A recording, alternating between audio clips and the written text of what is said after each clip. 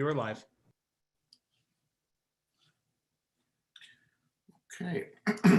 Good evening, everyone, and welcome to the City Council meeting, the last one for 2020 on this Monday, December the 14th. Due to COVID-19 and recommendations by Waterloo Region Public Health to exercise physical distancing, City Hall is open for select services and by appointment only.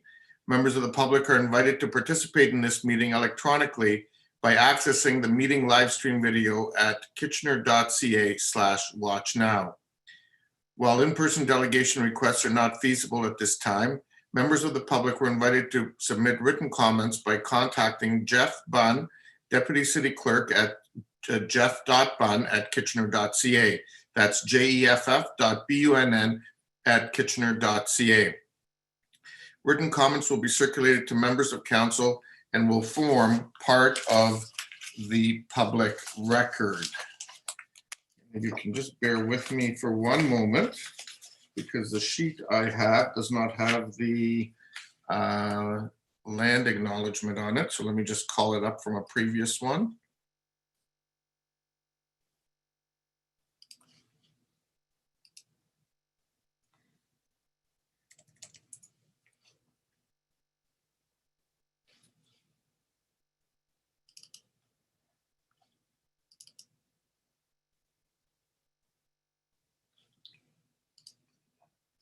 There we go.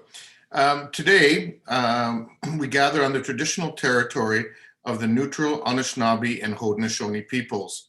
We recognize our responsibility to serve as stewards for the land and honor the original caretakers who came before us. Our community is enriched by the enduring knowledge and deep-rooted traditions of the diverse First Nation, Métis, and Inuit in Kitchener today.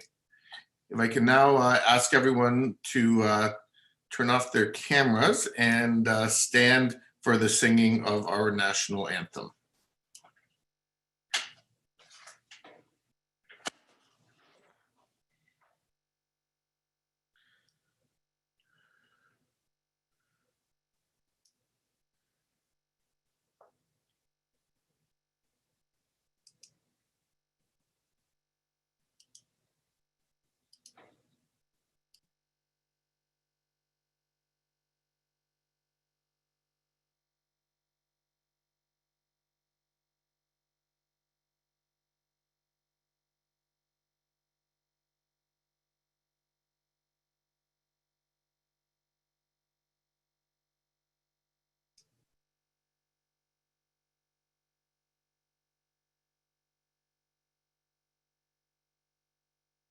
Mr.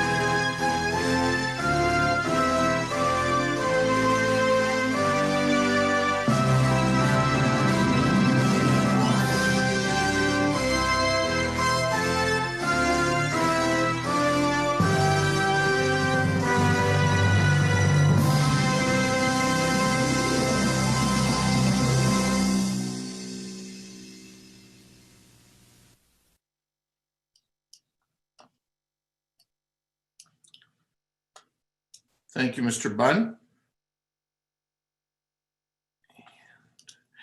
It's been moved by Councillor Michaud that the minutes of the regular meeting held November 23rd, 2020, and the special meetings held November 23rd, 30th and December 7th as mailed to the mayor and councilors be accepted. All in favor? Any opposed? And that's carried. Are there any disclosures of pecuniary interest? Councillor Singh, you got your hand up? Yes, Mr. Mayor, in community services, as noted in the committee meeting, my family owns property on one of the streets on Cedar Street. To be particular, that's recommended for conversion to a one-way street. So I'm declaring a conflict for that item. Okay, so you're just asking that we deal with. So part of that recommendation. Okay, so we'll deal with that piece separately. And Councillor Marsh, did you have your hand up? It's for committee of the whole. Is that now or later? No, you can do that now. Okay, yeah, I just have a conflict with regard to the air rights issue, because I have property within 120 meters of that property. Okay, thank you. Those have been duly noted by the clerk, and a reminder to fill out the appropriate paperwork to go along with that. With respect to communications, there are no communications to refer to file. And so we will move on then to our presentations. And our first presentation today is Perry Karem and Tara Bedard from the Immigration Partnership to provide an update and the 5-year strategy going forward. So welcome Perry and Tara. Or Pari and Tara, have I pronounced it incorrectly?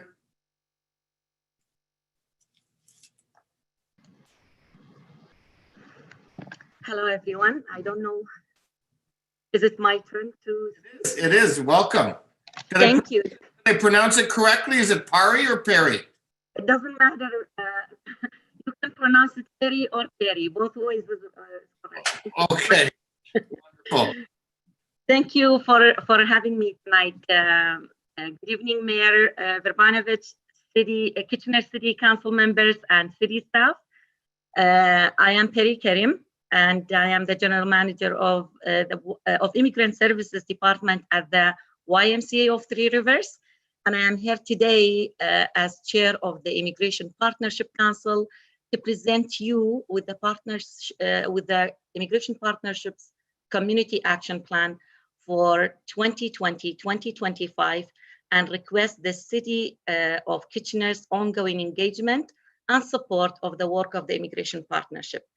We just recognized before the meeting that we have not emailed the whole document, but we will send it to you right after the meeting. So this is going to be a presentation. Please bear with me as I'm going to read some notes, because the work of the partnership is amazing and they do a lot of work. So I will speak about the partnership first. The Immigration Partnership is a collaboration of immigrant and Canadian residents and leaders from over 60 community settlement service, business, post-secondary, and municipal organizations across Waterloo region. We work together to create the conditions for immigrants to succeed and help build a welcoming and dynamic community. Numerous city staff have participated in the Immigration Partnership over the years, and we are pleased to be engaged as members of the Kitchener Mayor's Task Force on Equity, Diversity, and Inclusion. Next slide, please. I don't know if you are seeing the presentation. We are not. Oh, sorry. I was under the impression our presentation will be on. Don, do you have the presentation? I do. Oh, you do? Okay, there it is. Okay, so which slide would you like to be at? So now I'm on the next slide, the second slide. Okay. Immigration pillars? Correct. Okay, thank you. So thank you so much, Mayor. We have listened to the opportunities, challenges, and directions shared with us by nearly 1,100 immigrants living across the region. We considered significant data on immigration trends, experiences, and we listened to advice from our extensive network of partners, and we worked across sectors to create this plan. It is made in Waterloo region, and it focuses on building community through immigration. As you know, Canada has a strong system of managed migration.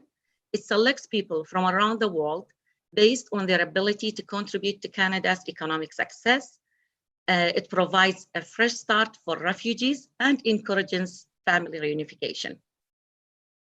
Significant research and data on immigration in Canada has shown that immigrants have helped to build up communities across the country for generations, including here in Waterloo region.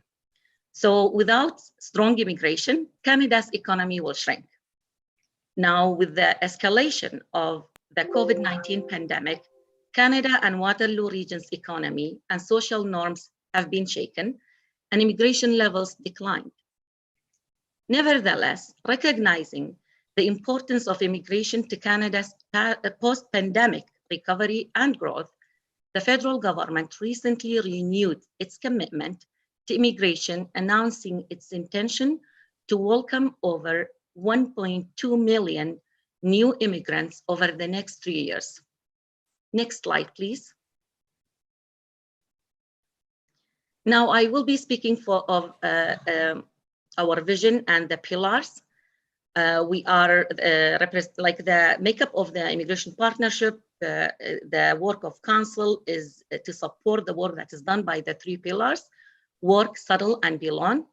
Our vision is that immigrants in Waterloo region reach their full potential and contribute to creating and sustaining a thriving, prosperous community for everyone.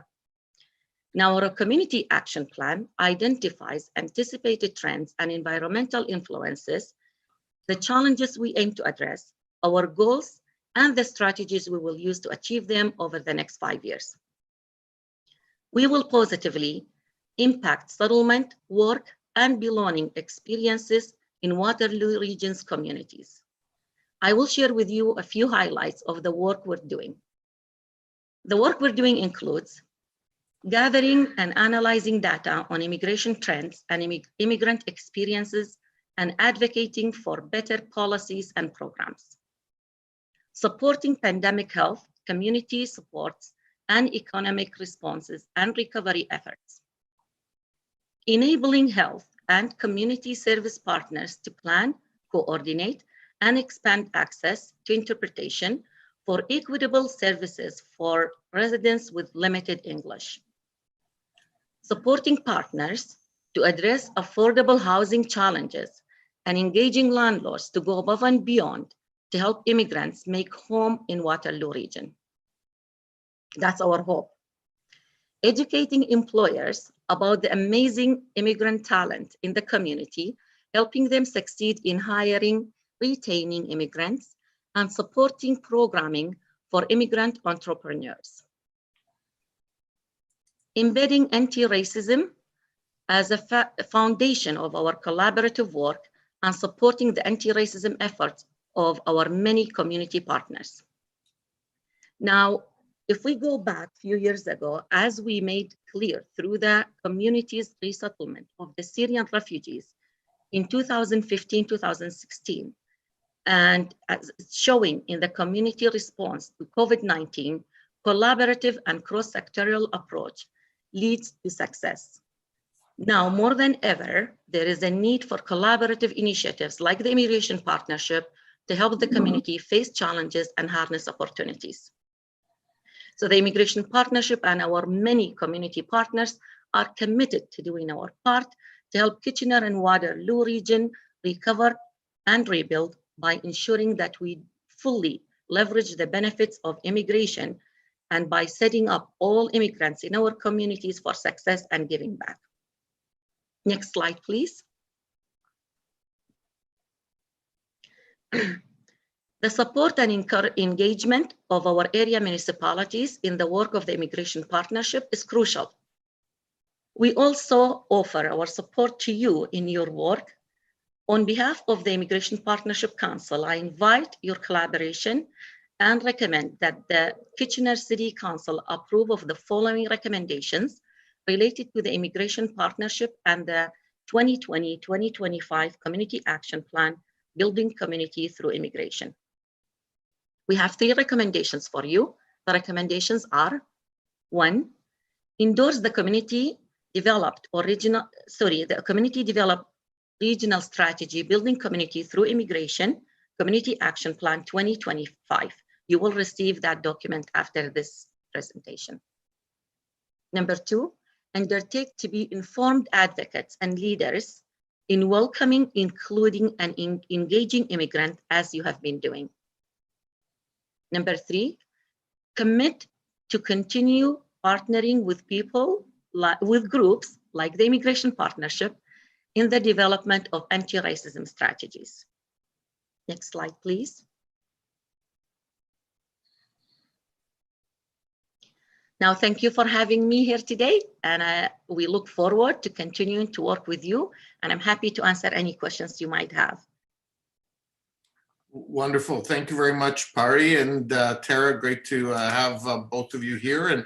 And I do want to thank the Immigration Partnership for the great work that I know you've been doing throughout the community in terms of bringing people together and providing the level of collaboration that's necessary between all of our agencies, as well as orders of government in serving our new Canadian communities. We do have one question for you, and Councillor Ioannidis. Go ahead. Thanks, Mayor Vojinovic, and thanks Tara and Perry for your presentation. It was really great to see. One question I have is in regards to, and a bit of a clarification as well, on you mentioned a amount of jobs that will be unable to fill because of population. Can you remind? Can you? I didn't hear the number. What was that number again? We didn't mention number of jobs. We mentioned number of people or the immigration that our immigration system will welcome within the next few years, and it is 1.2 million immigrants will be arriving. And we mentioned the other number we mentioned is the number of people we've consulted when we were collecting data on the work to inform the work we're doing, and that was 1,100 immigrants within Waterloo region. So in terms of jobs, I don't think we can determine the amount of job that is going to be vacant because of the growth that we see in Canada and our economic development needs, but also the impact of COVID-19. It's hard to determine the amount of vacancies in Canada. So I'm not sure if I answered your question. No, you did really well, actually. Fair enough. Thank you. So I guess my other question is maybe not so much, it's not so much part of your presentation, but does the Immigration Partnership organization, do you lobby, let's say, like the federal government in order to help new immigrants with their education and be able to adapt with their education to be suitable here? Because I know that there's always that problem with new immigrants coming in, that they're not really technically to them certified, but I think they're probably just as well educated as we are. So I just wanted to know a little bit about that. Very good point and an excellent question. I think if we say we exist to do that, I will be wrong, but everything we do contributes to advocating for the needs of immigrants, and specifically focusing on the employability of new Canadians. Most of the partners around the table, including myself, we are coming as representative of the settlement sector, meaning we are in nature, the nature of our work is helping immigrants to succeed in their settlement so they can focus on employment. So it is the whole notion of settlement and employment have been like the egg and the chicken per se. What comes first? They are complementing one another. So everything we do contributes to the employability of new Canadians, and specifically recognizing foreign credential continues to be a challenge.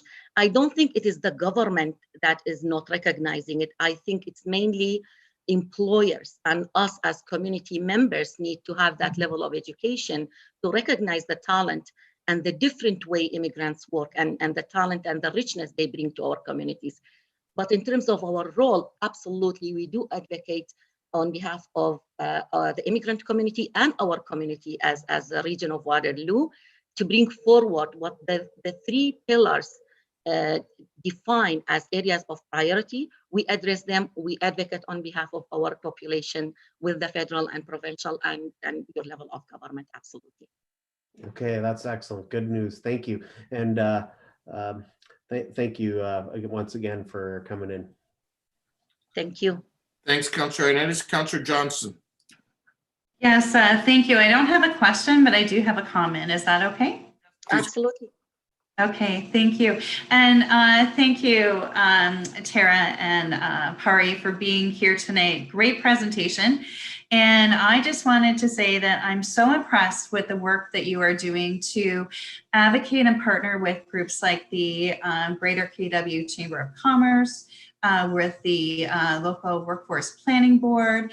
And thank you so much. It's such important work that you're doing to help new Canadians get jobs here, and by partnering with those organizations, and frankly, for being here tonight and visiting councils, you're really helping to get that message out really well. So good on you, and thank you so much for doing the great work that you're doing. Thank you so much. I'm definitely humbled and pleased to be here today. Mayor Verbanovic, you have been an exemplary leader in the work you have done with the Syrian resettlement, with supporting our work. And we know the work that we're doing, we cannot do without your valuable support and engagement. So we are just linking the need of the population we're serving and representing with the wonderful work you're doing. Tonight here, we are here just to ask you to continue that wonderful support. Appreciate your comments. It's really reassuring. Thank you very much.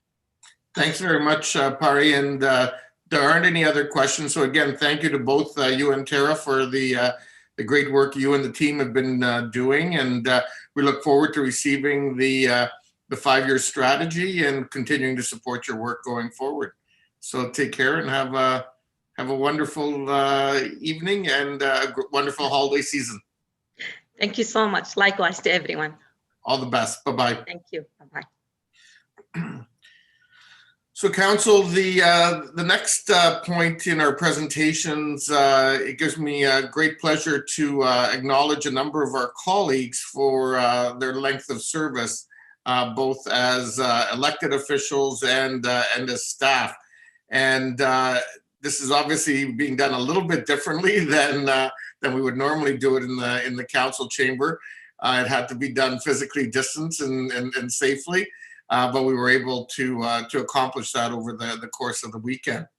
So back in 2010, council grew significantly in size from, I guess it was 6 in the mayor at the time. No, yes, 6 in the mayor at the time to 10 in the mayor. So we grew by 4, but we had 3 additional people. So in fact, the 2010 election saw 7 new people come onto council, and 3 of those people still are here today. The first of which is Scott Davey, and Scott has represented Ward 1, which has been the Stanley Park and Grand River North communities, as well as up in the Rosemount and the Bridgeport areas, and as you know, has been involved in a variety of things. Including our longtime chair of the Finance Committee, member of Center in the Square, and has been a real asset on council. So let me begin by congratulating you, Scott, on 10 years as a member of council. And I don't know if you want to say anything. I didn't give you a heads up. The others will have. No, I would just say, thank you. It's, in a way it doesn't feel like 10 years. In other ways it does. And I just would say that I'm humbled that the community has had faith for so long, and that fellow members of council have had faith. And yeah, I'm just thankful for that. Thank you. Wonderful, thank you. Moving on then, next is Councillor Bill Ioannidis. And Bill is the, can we do a slide switch? Sorry. There, oh, did we miss one? There we go. Councillor Ioannidis has been the councillor for Ward 7, which is the former Forest Heights ward. He took over from long-serving Councillor Jeff Lawrence when he went to the region, and has served for the past 10 years. Bill has been a strong advocate, as you know, of economic development. He's served as chair and vice chair of a number of committees, but his big passion has really been film and music, and seeing that grow. And so I know he was very pleased when we created our new film and music office, and continues to be a strong advocate of seeing that grow and develop. And I know that's no doubt going to see great things in the months and years ahead. So please join me in congratulating Bill. And Bill, I'll turn it over to you in case you want to say anything. Well, thanks, Barry.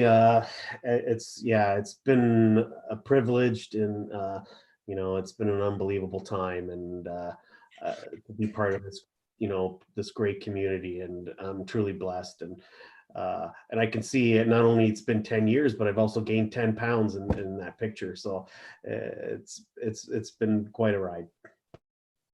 Excellent. Well, thanks, Councillor Ioannidis.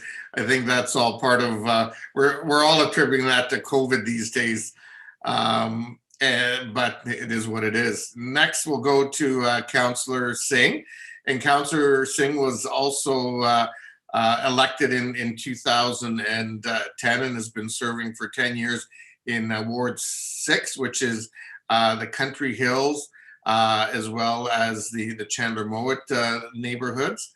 Councillor Singh's also been chair and vice chair of a number of committees, a passionate advocate for development, for the new work that we're doing on equity, diversity, and inclusion, as well as seeing McLennan Park continue to thrive and serve the community. So please join me in congratulating Councillor Singh for his 10 years. And Paul, I'll turn it over to you in case you want to say a few words. Yeah, thanks, Barry. Just in short, it's been both an honor and privilege to have had the opportunity of serving over the last 10 years with a phenomenal group of colleagues, such as all of you on council currently and past councils, and as well as the senior leadership team and all of city staff. And together we've worked to pass incredible strategic initiatives that has definitely improved the city, and it's exciting to see it grow and improve further. So it's been an absolute pleasure. Wonderful. Congrats to all three of you, and on behalf of both council and staff, as well as the citizens that you serve, thank you for your years of public service thus far, and no doubt many more years ahead. The last person that we're going to recognize this evening is our Chief Administrative Officer, Dan Chapman. And Dan, a couple months ago, completed 15 years as with the City of Kitchener. He came as a young, innocent head of finance from the township of Woolwich, and then eventually ended up becoming our CAO a number of years ago. Dan has built around him what I think is in municipal world a leadership team second to none, and I think we've seen the fruits of his and the whole team's leadership over the last 9 months in particular, as we've collectively been working through the pandemic. but Dan's leadership has helped us not only be in the financial situation that we're in today, along with the rest of the team, which is a real strength and powerhouse for our community, but also work through some of the challenges that a large and quickly growing urban community like ours has to deal with. And so on behalf of all of council, Dan, congratulations on your achievement of 15 years with us, as well as your involvement with your colleagues in various associations in Ontario. So congratulations, Dan. Dan, did you want to say a few words? I'll keep it brief. Thank you, Mayor Urbanovic, for remembering my milestone. I did the math, and 15 years is 4,000 work days. It boggles my mind to think that I've come here 4,000 times and enjoyed all 4,000 of those days. And it strikes me that that culture really is a function of tone at the top. And I've been blessed to work for two great mayors and for a great council for those 15 years. Council, you set high expectations of your staff team and you hold us accountable, but you also lead with integrity and you demonstrate care and empathy for the staff team. And that makes it a delight to report for work every day. So again, thank you for remembering me on my 15 years. I look forward, if you'll have me, for 15 more. Wonderful. Thanks a lot, Dan. Congratulations. And not only just for your dedication, obviously, to us, but really a lifetime commitment towards public service that started back as a lifeguard in the city of Guelph many moons ago. So congrats. Okay, we'll now move on to delegations, and I just want to remind delegations that you have 5 minutes to make your presentation. I am going to deal with item 6C now, which is Alex Vandersloot and Vaughn Bender with respect to item 2 under the Planning and Strategic Initiatives Committee. As I know, they have a time conflict, so I will actually invite Alex or Vaughn or both of you to make your presentation. And council's also received some correspondence on this item earlier today in that some of the issues from last week have been resolved. Vaughn, welcome. Thank you, Mr. Mayor. It's Vaughn Bender here. I'll speak for my colleague Alex and myself. I don't know that we've seen the communication that has been circulated to you from staff, but of course we were involved in discussions last week in an effort to address the concerns that were raised by Mr. Britton on behalf of STAM regarding our major modification. Although we do not think that the changes that have been made change the obligations, the private arrangements, what is in fact going to be taking place. That said, we support them. We're not opposed to them in that they address the concerns which STAM has raised, and they facilitate things moving forward. So just we appreciate staff making an effort to connect and talk through the issues, and happy to answer questions if there are any regarding the changes that were made. Okay, great. Any questions for Mr. Bender? There don't appear to be any, so thanks for coming in. And I'll turn it to Councillor Singh to bring forward that item from the Planning and Strategic Initiatives Committee agenda. Yes, thank you. It's moved by myself and seconded by Councillor Marsh for council to ratify. Okay, thank you. And anybody from staff want to follow up at all, just to confirm that all of the issues have been resolved? But that was my recollection from the email. Mr. Reedman? Through the mayor, that is my understanding as well, that the issues have been satisfactorily resolved at this point in time. Okay, great. So if there are no other further questions or comments, all those in favor? Any opposed? That's carried and that's been looked after. Thank you, Mr. Bender. Thank you. Okay, we'll now move on to 6A and Martin Asling representing Waterloo Region, Yes in My Backyard. And this is pertaining to item B6 on the Committee of the Whole agenda.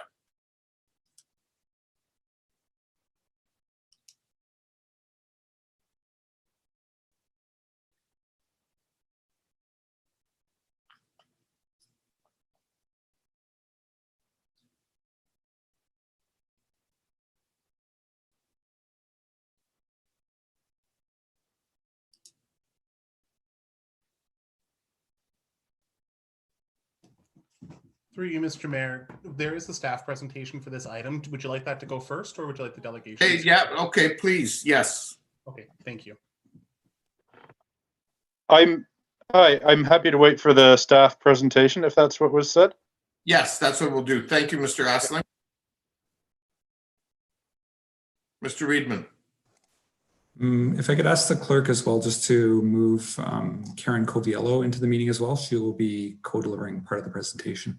I believe she's been moved over, it looks like. Karen should be moved over by now. Yeah. Welcome, Ms. Coviello. So I will be starting once the presentation is pulled up on the screen as well.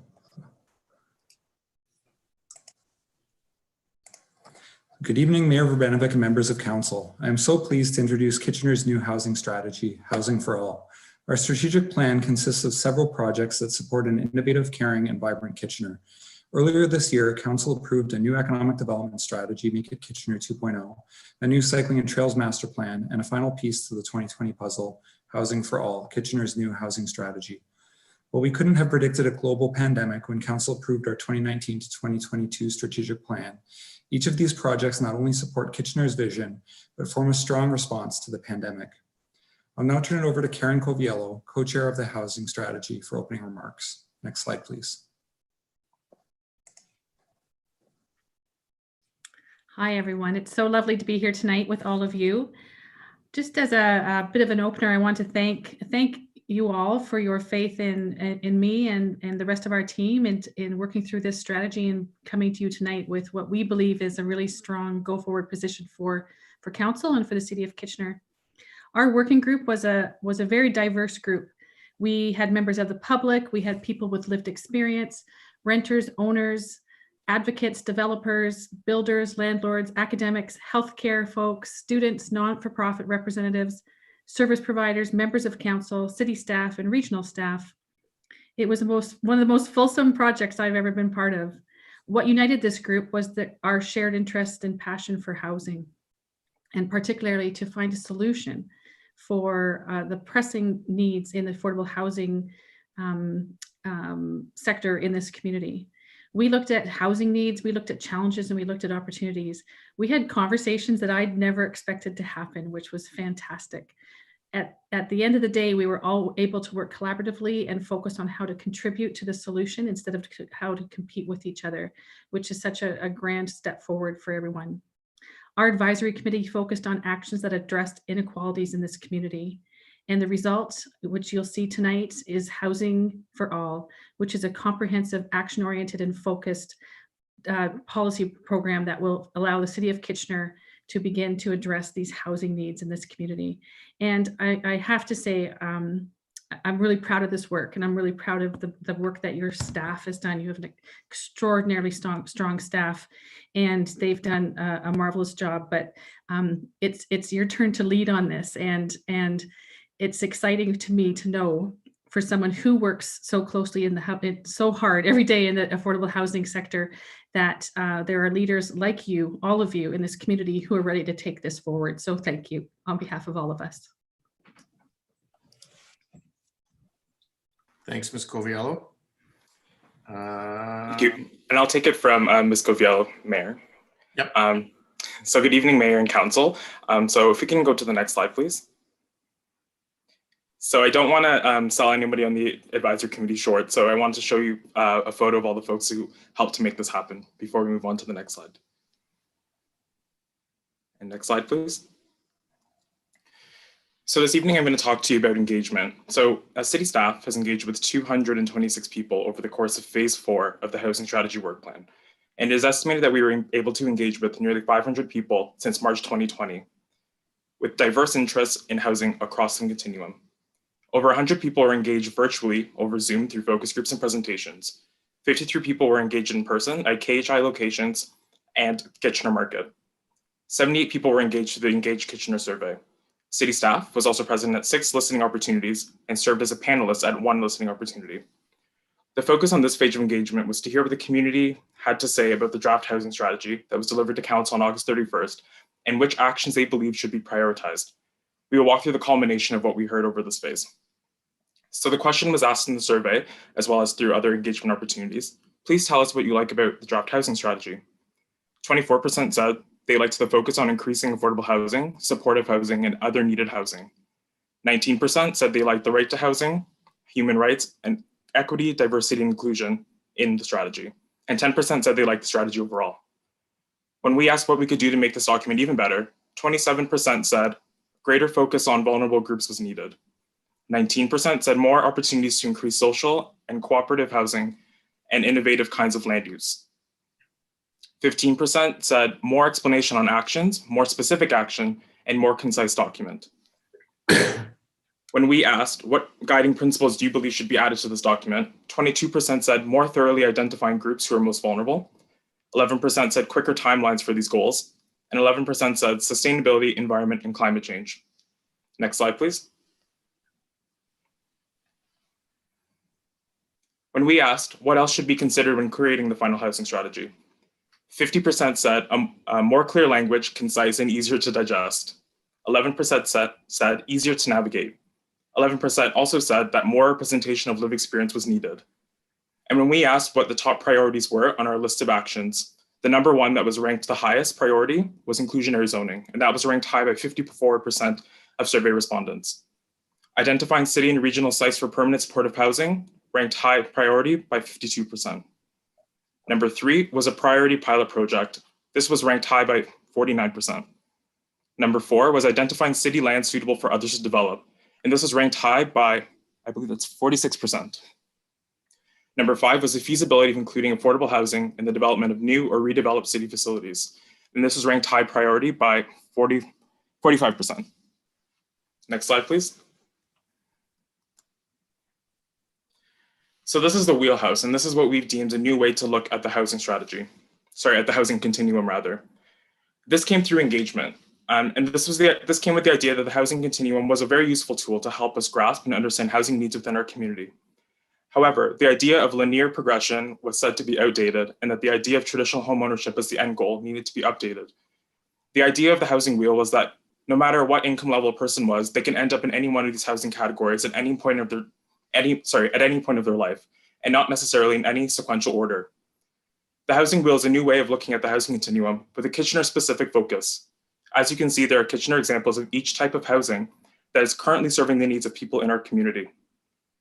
Around the outer ring, you can see housing income deciles, which approximately lines up with the type of housing around the housing wheel. The red around the wheel lines up with where the market is not providing ample or sufficient housing to match the needs of the community.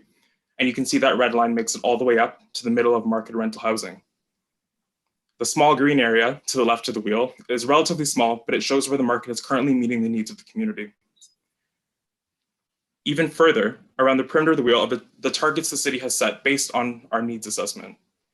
So you can see at the top there, under homelessness and emergency shelter, we see that shelter care and people-centered services are what we're targeting to serve this area of the housing continuum.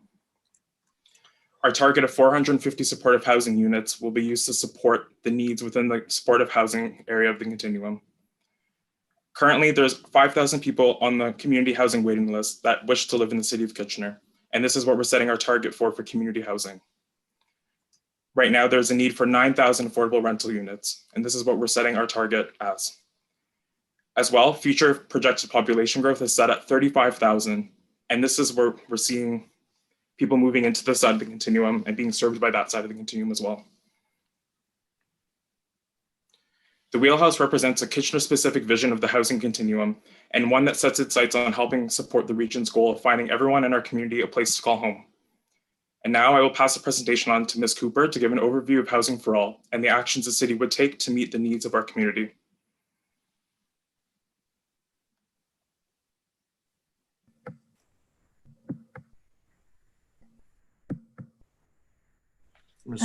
Slide, please. So my video isn't working, so you'll just have to listen to my voice. Thanks very much. No worries.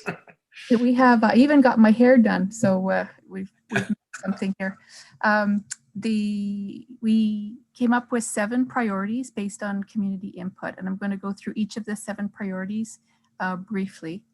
The first priority is a human rights-based approach to housing. This directly came from involving people with lived experience on our advisory committee. And we learned a lot from the people on the committee with that lived experience.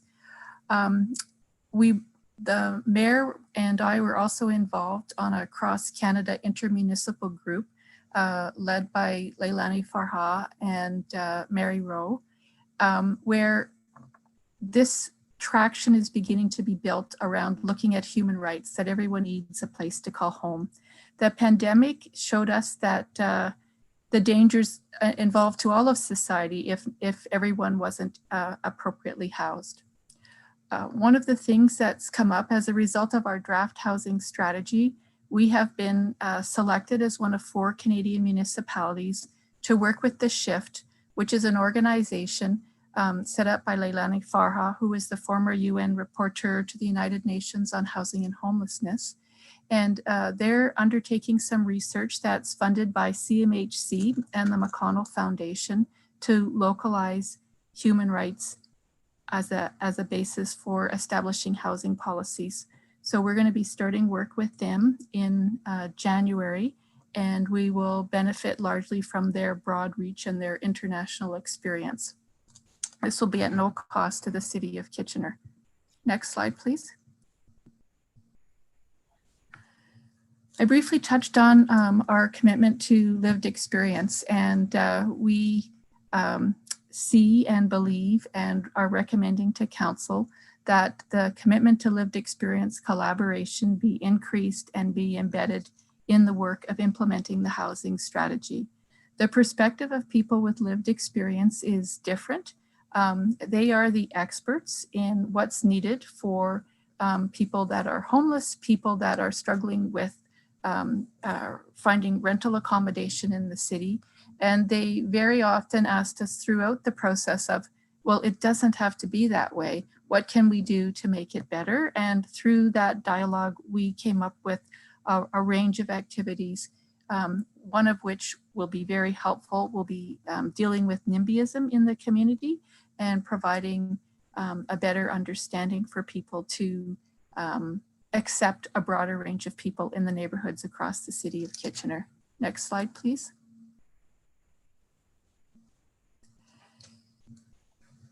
The priority here is to help end homelessness. It was very interesting to see that 2 years ago, the numbers for people that were homeless were around 250 in the region. And now we understand that across the region, the number is around 750 or higher, of which at least 400 people or 500 people are in the city of Kitchener. The pandemic showed us that we were able,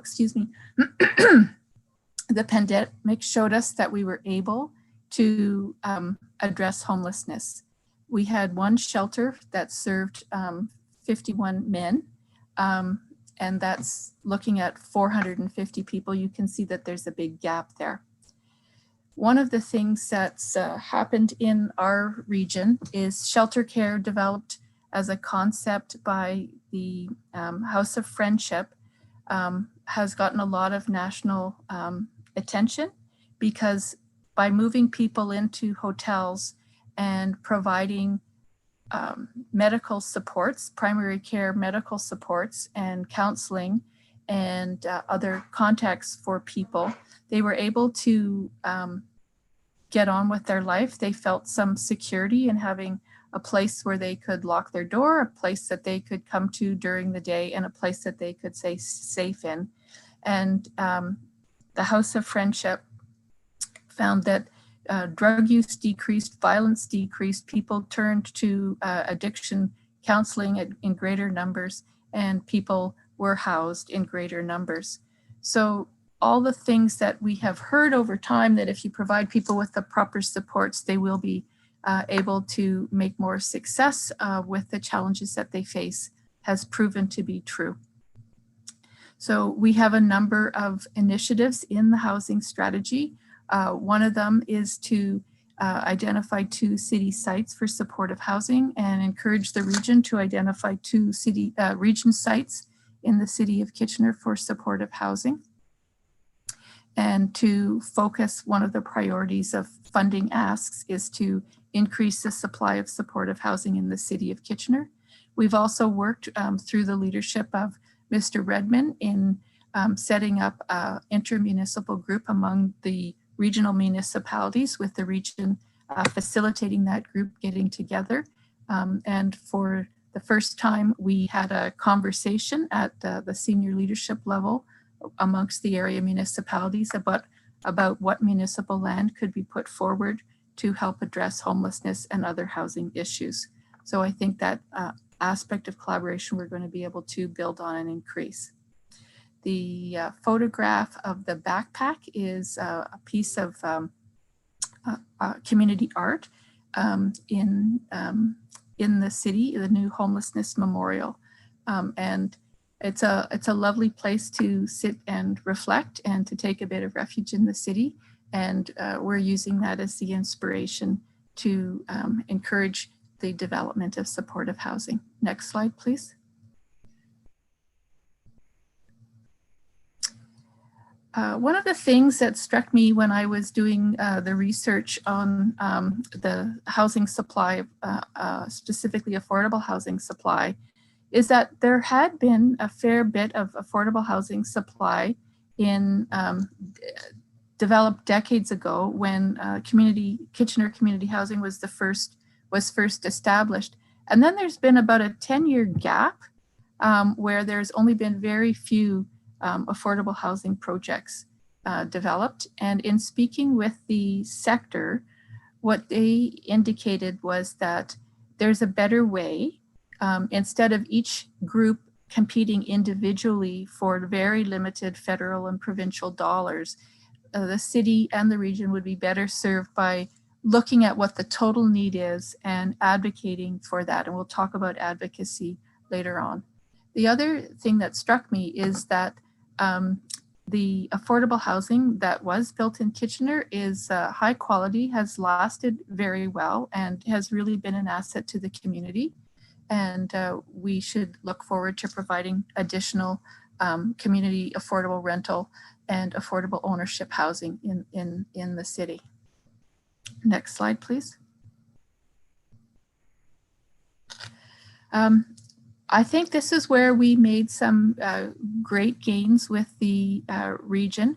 The city took, city staff and the advisory committee took great pains to focus on what the city can do and to really focus efforts on how can we support the region, who has the primary role in our region for developing opportunities and advocating for affordable housing.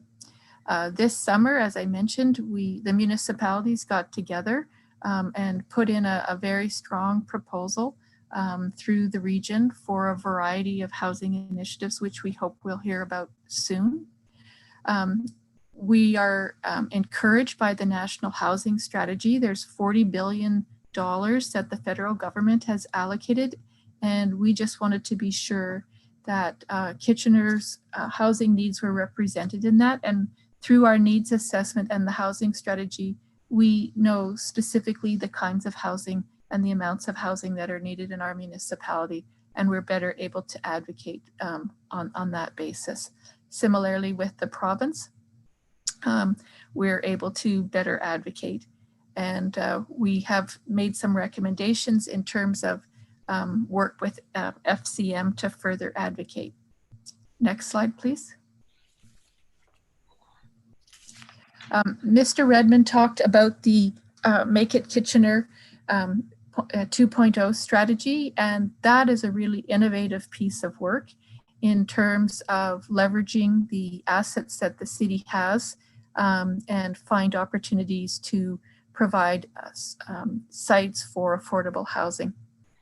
That's quite unique compared to many municipalities. We also have a whole suite of policies and processes that we are recommending that council approve staff to continue developing or to start new policy work on that will also improve the development review process and make it easier to provide affordable housing and less expensive to provide affordable housing in our city. Next slide, please. One of the things that we learned by doing the housing needs assessment is that we still had lots of gaps. So we need more information on housing needs of people that are Indigenous, members of the LGBTQ+ community, housing needs by culture and ethnicity. We need more concrete information on the needs of people who are homeless. It's quite a diverse group of people. People with disabilities who have low to moderate incomes, people earning minimum wage, recent immigrants, seniors, especially those that are in rental housing or in care, senior single parents, students and youth, and renovictions and housing held for investment.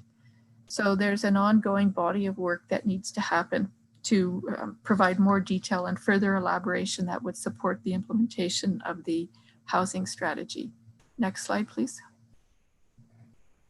I'd like to turn it over to Mr. Reedman at this point.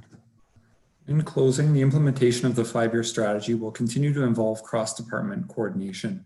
This strategy is innovative because it will incorporate lived experience considerations through the development of policies. The city will continue collaboration and partnerships with the region and other local municipalities, the community, the development industry, housing and service providers, and other levels of government. Implementation will consider using city land in alliance with affordable housing directions found within Make It Kitchener 2.0.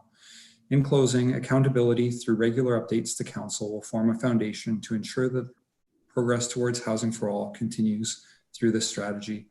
Staff would be pleased to answer any questions council may have. Thank you. Great. Thank you very much, Mr. Reedman. My preference, I think, would be to hear from the delegations before we take questions of staff. Councillor Singh, you're the only one with your hand up. Are you okay with that? Yeah, that's okay, Mr. Mayor. I can circle back, and also it would be a pleasure to move this item when the time is ready. Thank you. Okay, thank you. So let me go back then to our first delegation. We have two, and that would be Martin Asling.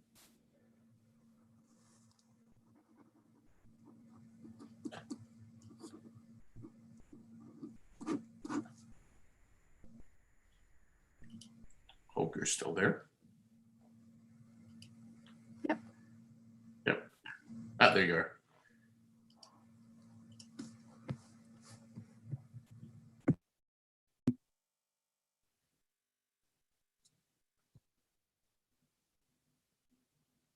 Welcome, Martin. Hi. I was saying thank you, Mayor. Thank you, Council. Thank you for having me on to talk about this very important issue, and thank you for having me on the Affordable Housing Strategic Advisory Committee. So yes, I'd like to thank the City of Kitchener and all staff involved working on this strategy, and for working with the members of the committee inside and outside the city on this very vital topic. Kitchener is the first city in our region to work on a housing strategy, and I'm happy to see that kind of moving forward in other areas as well. The Housing Needs Assessment Report and the Draft Housing Strategy, as well as this this Housing for All strategy, the document we're discussing today, have all made it very clear how important housing affordability is in the City of Kitchener. And of course, the statements that I've seen on the housing crisis from city staff and council have been of acknowledgement and concern. However, I think we can probably all agree the true test to city council and the city of Kitchener, as far as our citizens are concerned, is how well we can follow up on these concerns with action. So while it's very promising to see that housing declared a human right, for example, in this report, and also that we are committed to an anti-racist and anti-discriminatory housing strategy, the actual work following the report will be to ensure that it leads to concrete actions and that it doesn't just remain words in a report. And so to truly act on our housing crisis, we need to acknowledge and act on it whenever we have an opportunity to. So I'm going to focus in particular on multi-tenant homes, which are otherwise known as lodging houses. And the importance of not only allowing but facilitating them throughout the city of Kitchener. I'll explain why this is so crucial, but also just to be clear, of course, it's only one part of a comprehensive housing strategy.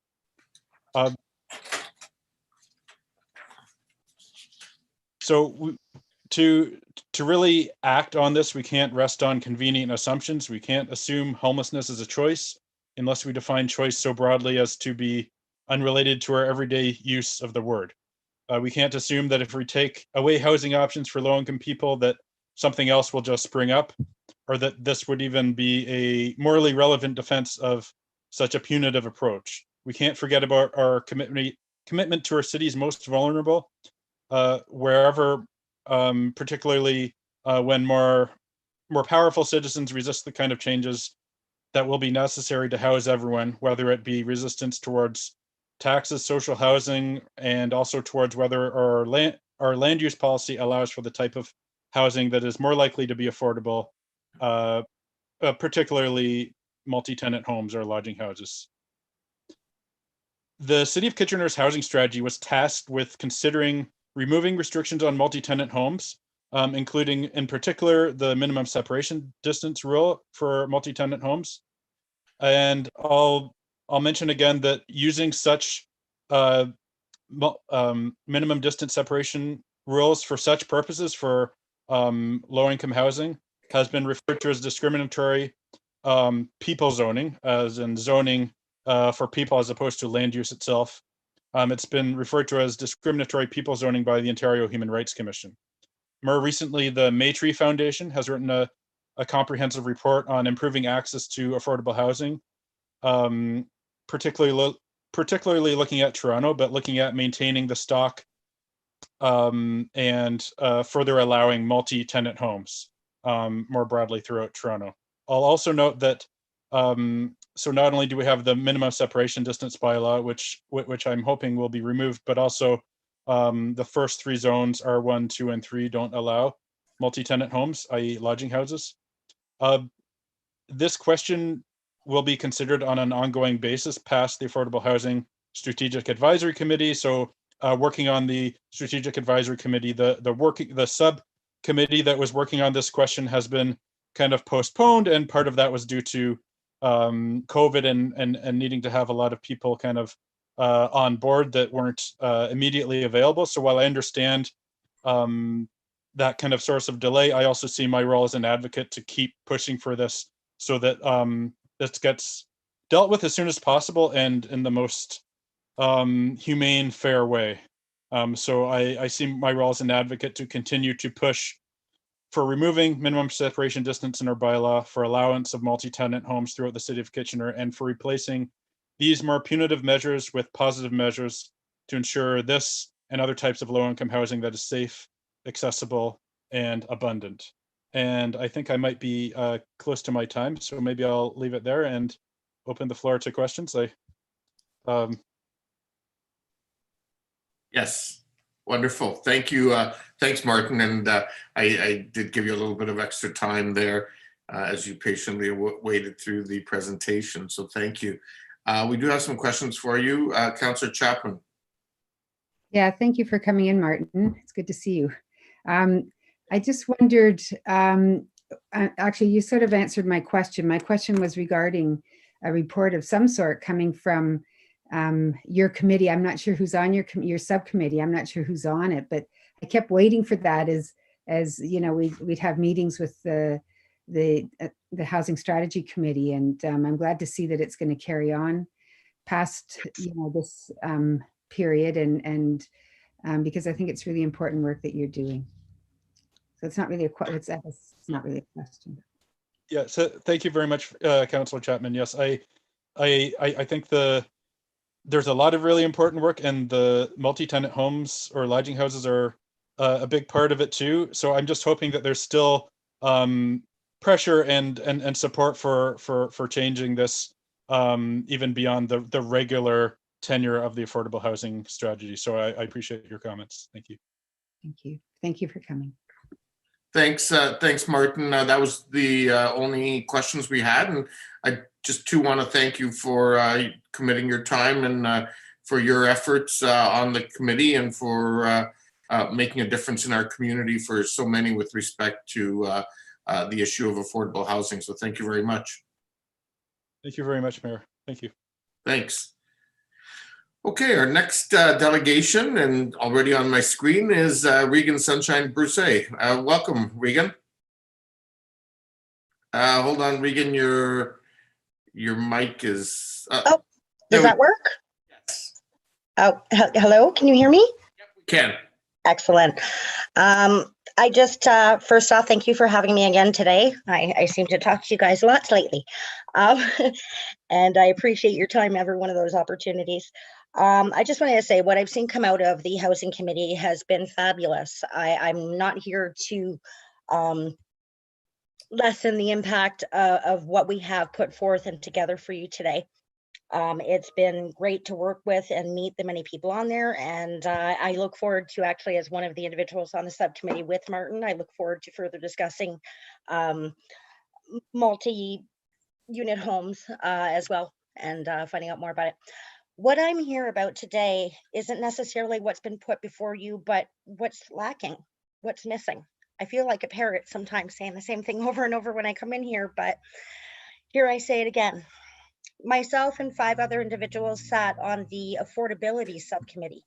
We spent 8 months putting together what we best viewed as what the definition in statement would be for affordability to be reviewed by council. We were informed at our last meeting, as well as told overall within our subcommittee group, that this item and this document would be put forth to council as an appendix to the document before you today. Unfortunately, my understanding is it's not there. So I'm wondering what happened to affordability. We started this committee having it named as the Affordable Housing Strategy Advisory Committee. My understanding is that it's now just the Housing Advisory Committee. I'd hate to see this become something that we lose the main sight of. I'd like to just kind of point out a few things, and perhaps ask that if our council finds the statement of affordability as made by the subcommittee to be of interest, to perhaps put forward and ask and request to review it, as that's the best I can offer you. But just to point out, we have just within the bottom 3 deciles of Kitchener, and I've lost my screen here, I apologize. We have 30% of the Kitchener population cannot currently afford market rent. Just in the bottom 3 deciles, if we're just looking at those. Yes, many of those are needing to have and do and should qualify for subsidized units or assistive measures for rental from the region. However, as noted in the presentation before you, there's still 9,000 people that need that, as well as the 5,000 needing other forms of supportive housing. I guess my biggest thing is I'd hate to see us putting off and discussing affordability over and over. That's the biggest word I've heard here yet. But the stuff that we put forth and the recommendations that we were hoping to make to this council are not seen there today. So I'd like to ask for you guys to request them. And since I didn't write anything, I'm running in circles, and I'll leave it at that.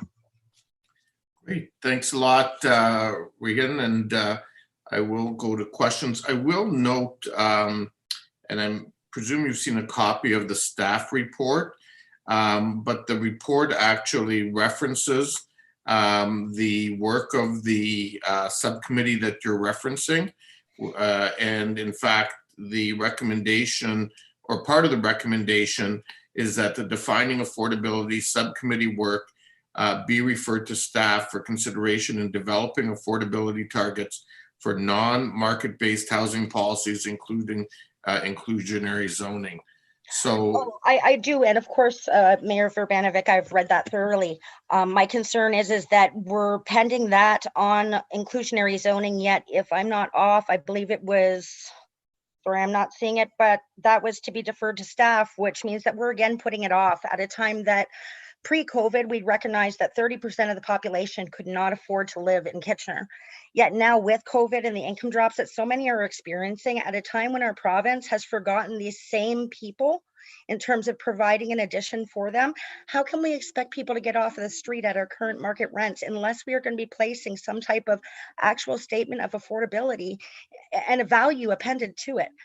I'm not sure I'm putting myself out there right. It was a last minute thing, but I just think that it's a time that we can't be putting off defining affordable.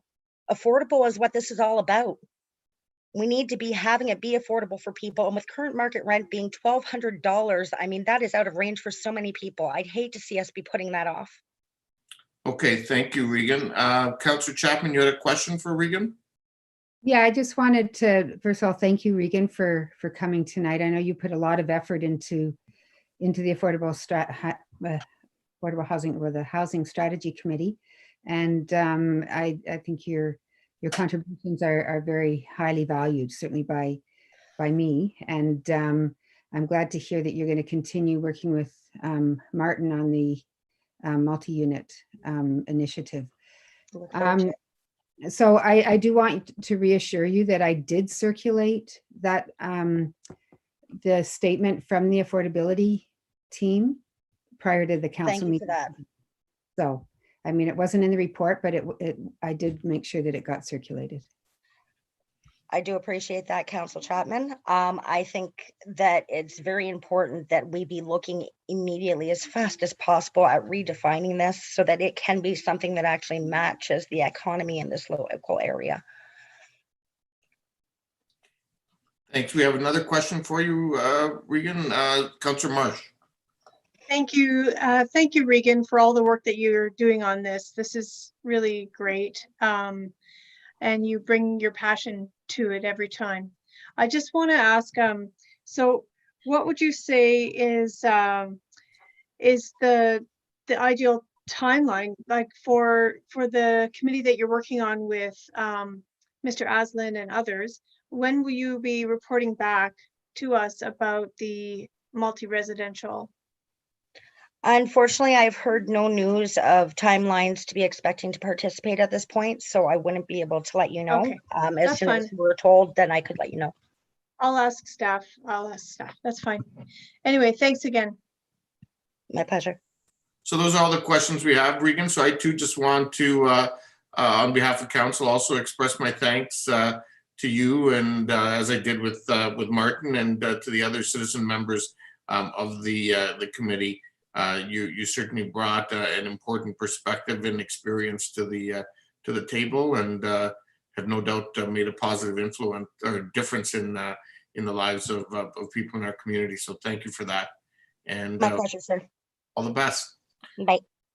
Okay, so we'll go back to questions now. There were two people in the queue before, which were Councillor Singh and Councillor Chapman. And then any others who may have questions of staff. Councillor Singh. Thank you, Mr. Mayor. So I like the strategy. It's very comprehensive. There are a few things that, parts that were raised through the committee, the ongoing, the discussion that happened through the working group pertaining to more diversified housing stock, as well as seeing increased inventory of rental housing unit within the city of Kitchener, where personally myself, and I have raised that as my involvement with the committee, I see the both housing, diversified housing stock, as well as rental inventory is a key factor for affordability for housing in the city of Kitchener as well. Can staff pinpoint if I'm missing somewhere, where that will also be a component of the housing strategy, where we will work with our development community to ensure that we reduce the development time or some of the red tape to ensure that we can bring online more rental units. I can answer that question for Councillor Singh. It's in 3 places in the strategy. In the housing wheel itself, we identify the amount of affordable rental housing that's needed in the community. And we identify that a portion of the 35,000 new units coming to the city of Kitchener, a portion of those need to be rental housing. In the priority number 6, where we're looking at city policies and actions, we are looking at how to further streamline the development review process. And we're looking at consideration of fast tracking affordable housing projects, which would include rental housing projects. And as well, we're looking at the policies that we currently have that regulate affordable housing in the city. And we're looking to review and report back to council on how the implications of improving those policies. Okay, that's good. So would that future report include capacities for incentivization for bringing on more Yes. Rental units? Yes, and as well as working on the inclusionary housing piece, there will be specific information about the incentivization. So I'm guessing in the report, countering NIMBYism will be a component of ensuring that, to my earlier point, that there is a wider housing diversity encompassed throughout our community. That's correct, Councillor. Okay, thank you so much. Thank you. Okay, Councillor Chapman, you're next. Thank you. Okay, I have a number of questions. First, I'll start with looking at the wheel on 6-4. And my question to staff is, when we look at affordable rental housing, what do we mean by affordable? Can we give it a figure?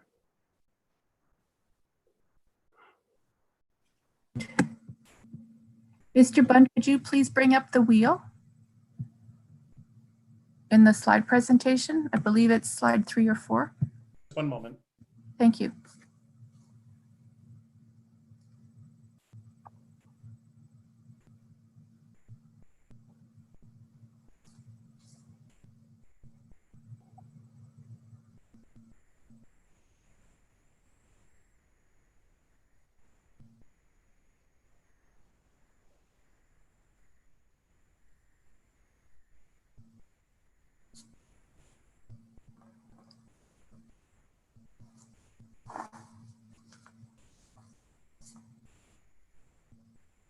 The joys of technology.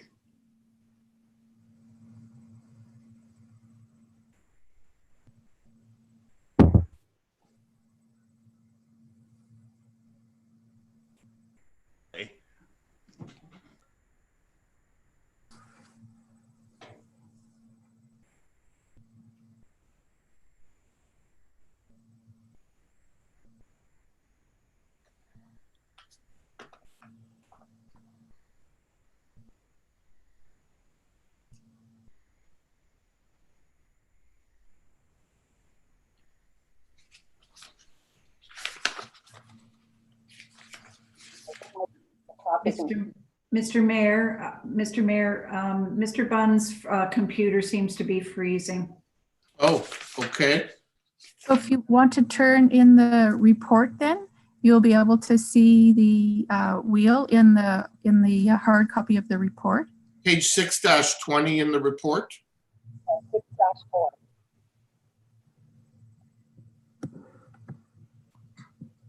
Go ahead. Ms. Cooper. So I'm just going to bring it up a little larger so I can read it. So Councillor Chapman asked, what do we mean by affordable rental? And I think she's asking what is the income group that qualifies as affordable rental. And as we indicated in our needs assessment, affordable rental housing is people that are earning between $50,000 and $63,000 can afford affordable rental housing, which is based on 30% of their income. We identified that there were 9,000 affordable units that were needed to meet those needs of that particular income group. And of that group, of those 9,000 units, approximately 4,000 needed to be affordable to people who were currently paying more than 50% of their income on housing. So one of the premises and foundations of our work was that housing had to be affordable to a variety of income groups in order for all housing needs to be met in the city. And by talking about housing for all, we don't diminish any one group requiring affordable housing.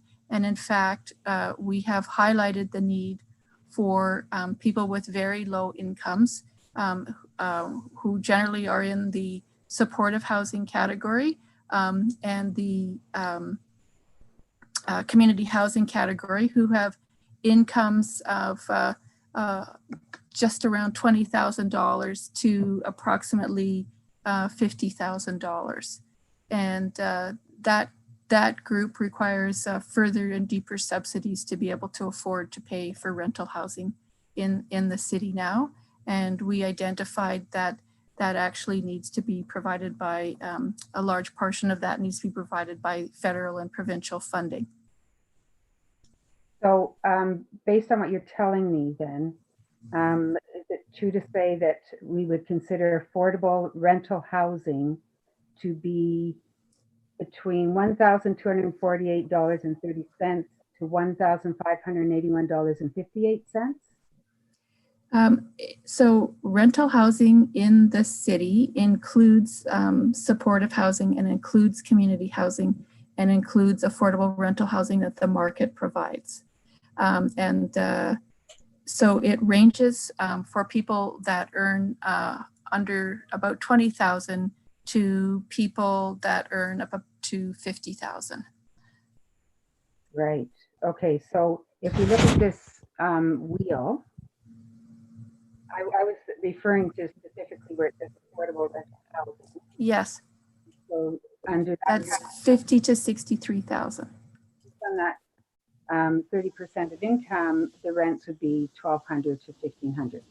Now, if we go down in community housing, from what I understand, the region, if you make more than, okay, let's just talk about a one-bedroom apartment, because that's the greatest demand is. So anyone who makes over 34,000 would not qualify for subsidized housing under the region's policies. So we have this whole range from 34,000 to 50,000 that isn't subsidized. What's affordable in that range? So I'm sorry, Councillor Chapman, your statement that if you earn $35,000, you're not eligible for community housing is not correct. There's a portion of housing that the region provide and that nonprofit providers based on 30% of your income and the number of people in your household. It's quite a robust way of defining affordability because it depends on your household income and the number of people that are living in your household.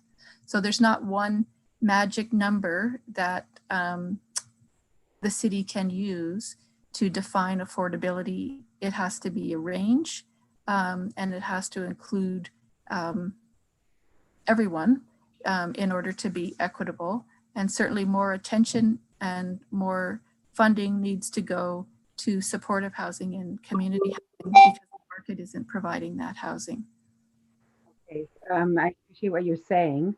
I did a table from the region earlier today, and it says annual household income limit And it lays out if you're for rent in a bachelor suite, if you make more than 27,000, you do not qualify.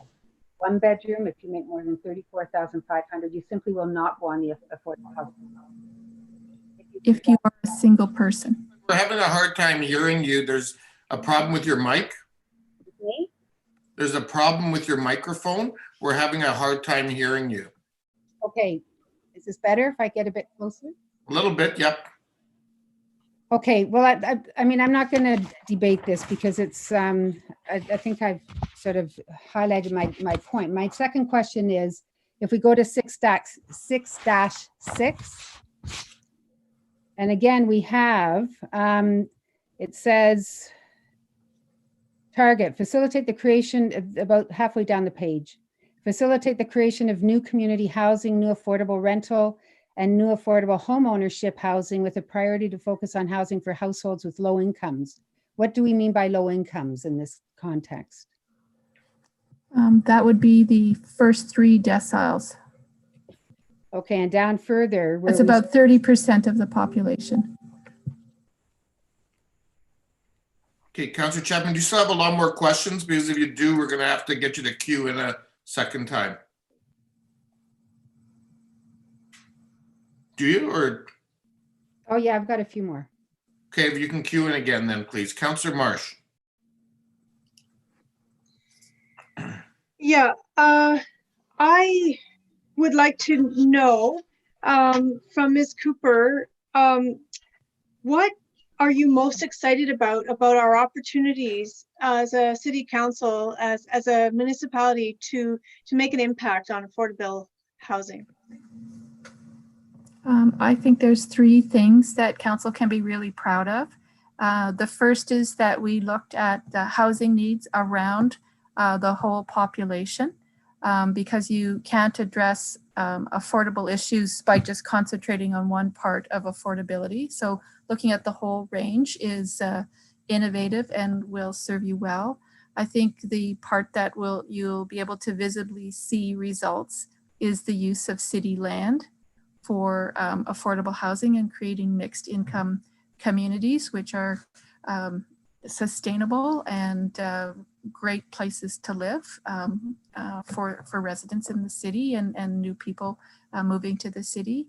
And the last piece, I think, is that we have improved our relationship with the region, and we are collaborating together and creating a much stronger basis to advocate for federal and provincial dollars to come to the municipality, reflective of our share of the need. That's great. And this is our first kick at the can. I know it's been very thorough with regard to the different stages of community engagement, and I really do appreciate the level of engagement. I wonder, is there anything that we could identify, or that the community has identified at this stage that is missing, that we would want to seek to include at a later iteration? So in the the 7th priority, we indicate a number of areas where we need to do additional work, and that's a further understanding, a deeper understanding of the nuances of affordability in our community and how to meet those. Excellent, thank you. And Mr. Mayor, I was hesitating to do this, but I'm going to do this. I want to just make a point of order with the previous questioning. I feel that it's not useful to badger staff when it comes to asking them to define the levels of affordability, when if we read the report, we know that affordability is relative to a person's income and situation. And I want us to have a useful dialogue here, and I'd like to see us try to be productive moving forward. Thank you for those comments, Councillor Marsh. I will take them under advisement as the conversation continues. Councillor Johnson. Yes, thank you, Mayor Banovic. And Ms. Cooper, I had some questions for you as well. And first of all, I did want to thank you for, and my dog would like to thank you as well for this report. My question was around advocacy and engagement of different groups in the community, and in particular was the Waterloo Region Apartment Management Association, or RAMA. They were they've been before council before and presented to us before. And perhaps I'm missing it here, but I wondered about that kind of advocacy, and are we working with the people who are actually renting apartments? So maybe if you could comment on that, please. Sure. So I did meet with I think he's their executive director. His name is escaping me, and Andrew Ramsey also met with him, and they provided us with some input into the document, and their point was that they would like to, one of their main points was that they would like to see more rental housing being provided in the municipality, and that they saw that there was a role for their organization to facilitate good management practices, for example. They were very positive about wanting to contribute and making their organization known. Yeah, I appreciate that. I think that piece is really important, because at the end of the day, these are people who are have rental property available, and I don't know if there's ways of maybe having them be part of this committee, or actually I shouldn't suggest how you're going to do this, but I guess what I'm saying is I think that partnership piece is really important. If we can look at ways of strengthening that, that would be good. Thank you. Thanks, Councillor Johnson. Councillor Michaud. Thank you, Mr. Mayor. Thank you, Ms. Cooper. I just first want to say this report has been good, and I have really been enlightened and sometimes felt a little overwhelmed through this whole process as being on this committee. And I'm just wondering if it's possible that perhaps some of the interpretation of how this committee was supposed to end or start, and what the findings would be. Do you think that, how do I explain this?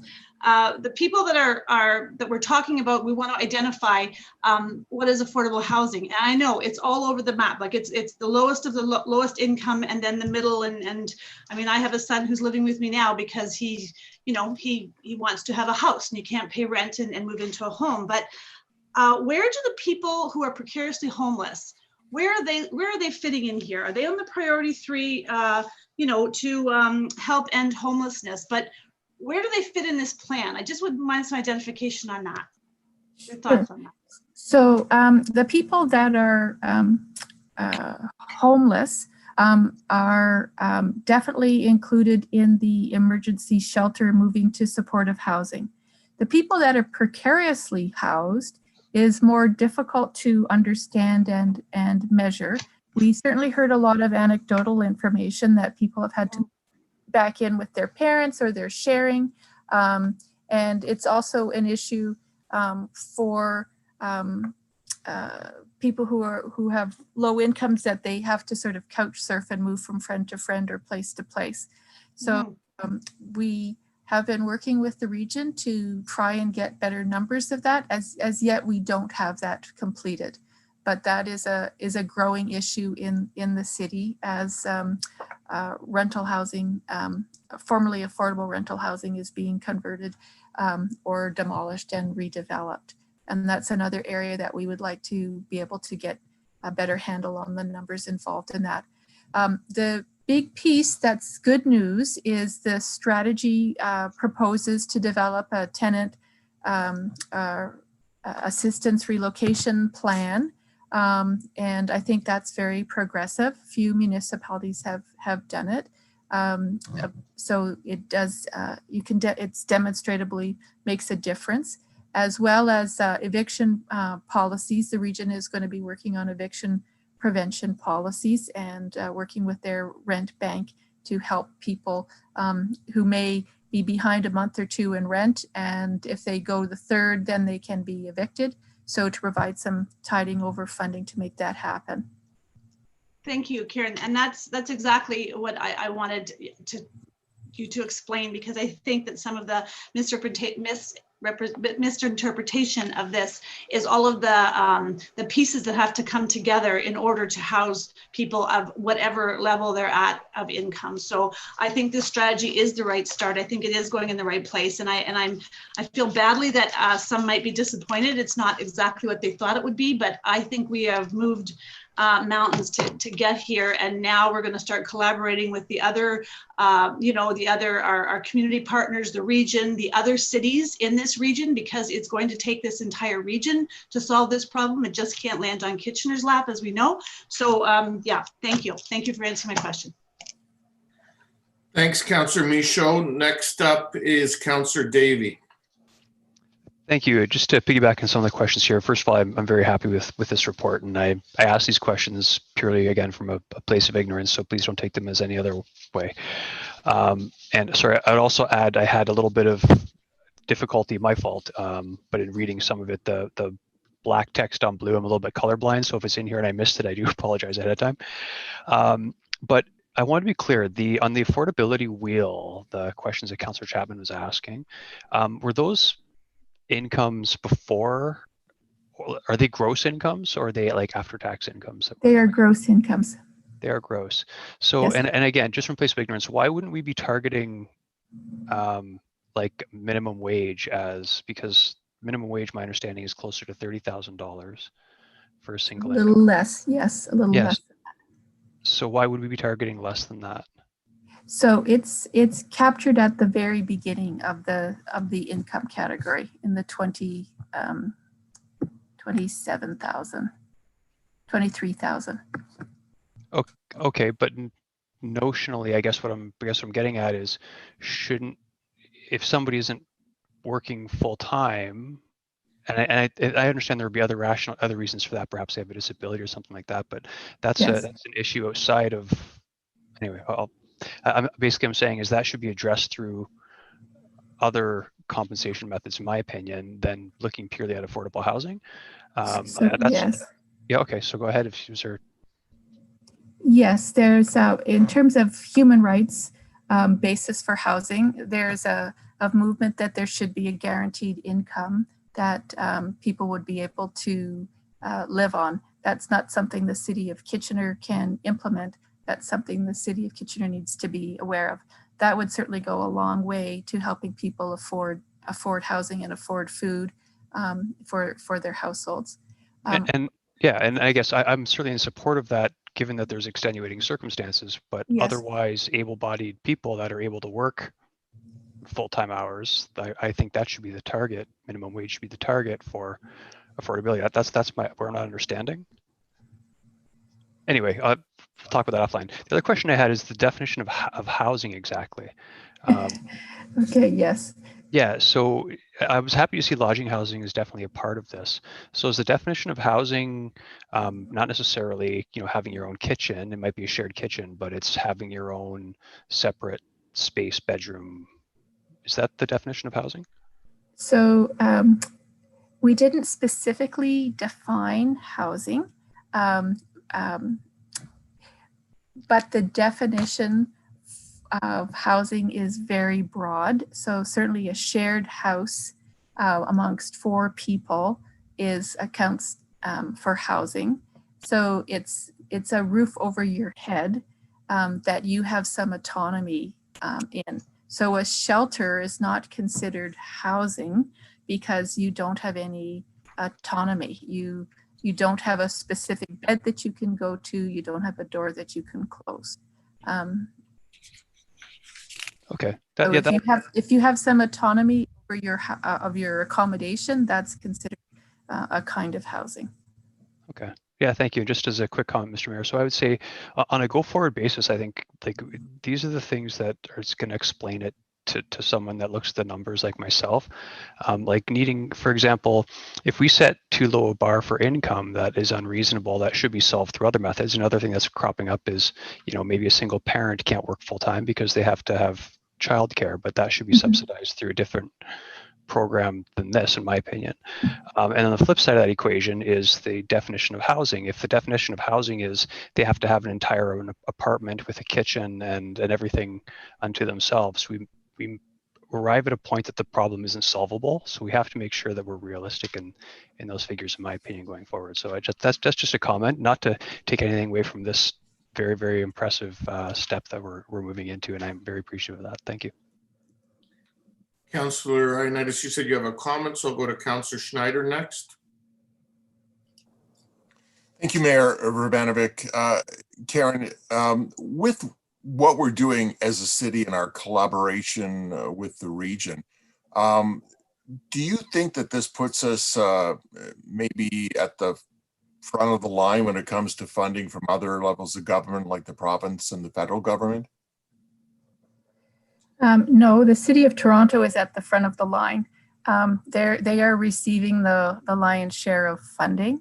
What we have to do is put ourselves on the CMHC agenda and work through agencies and organizations like FCM.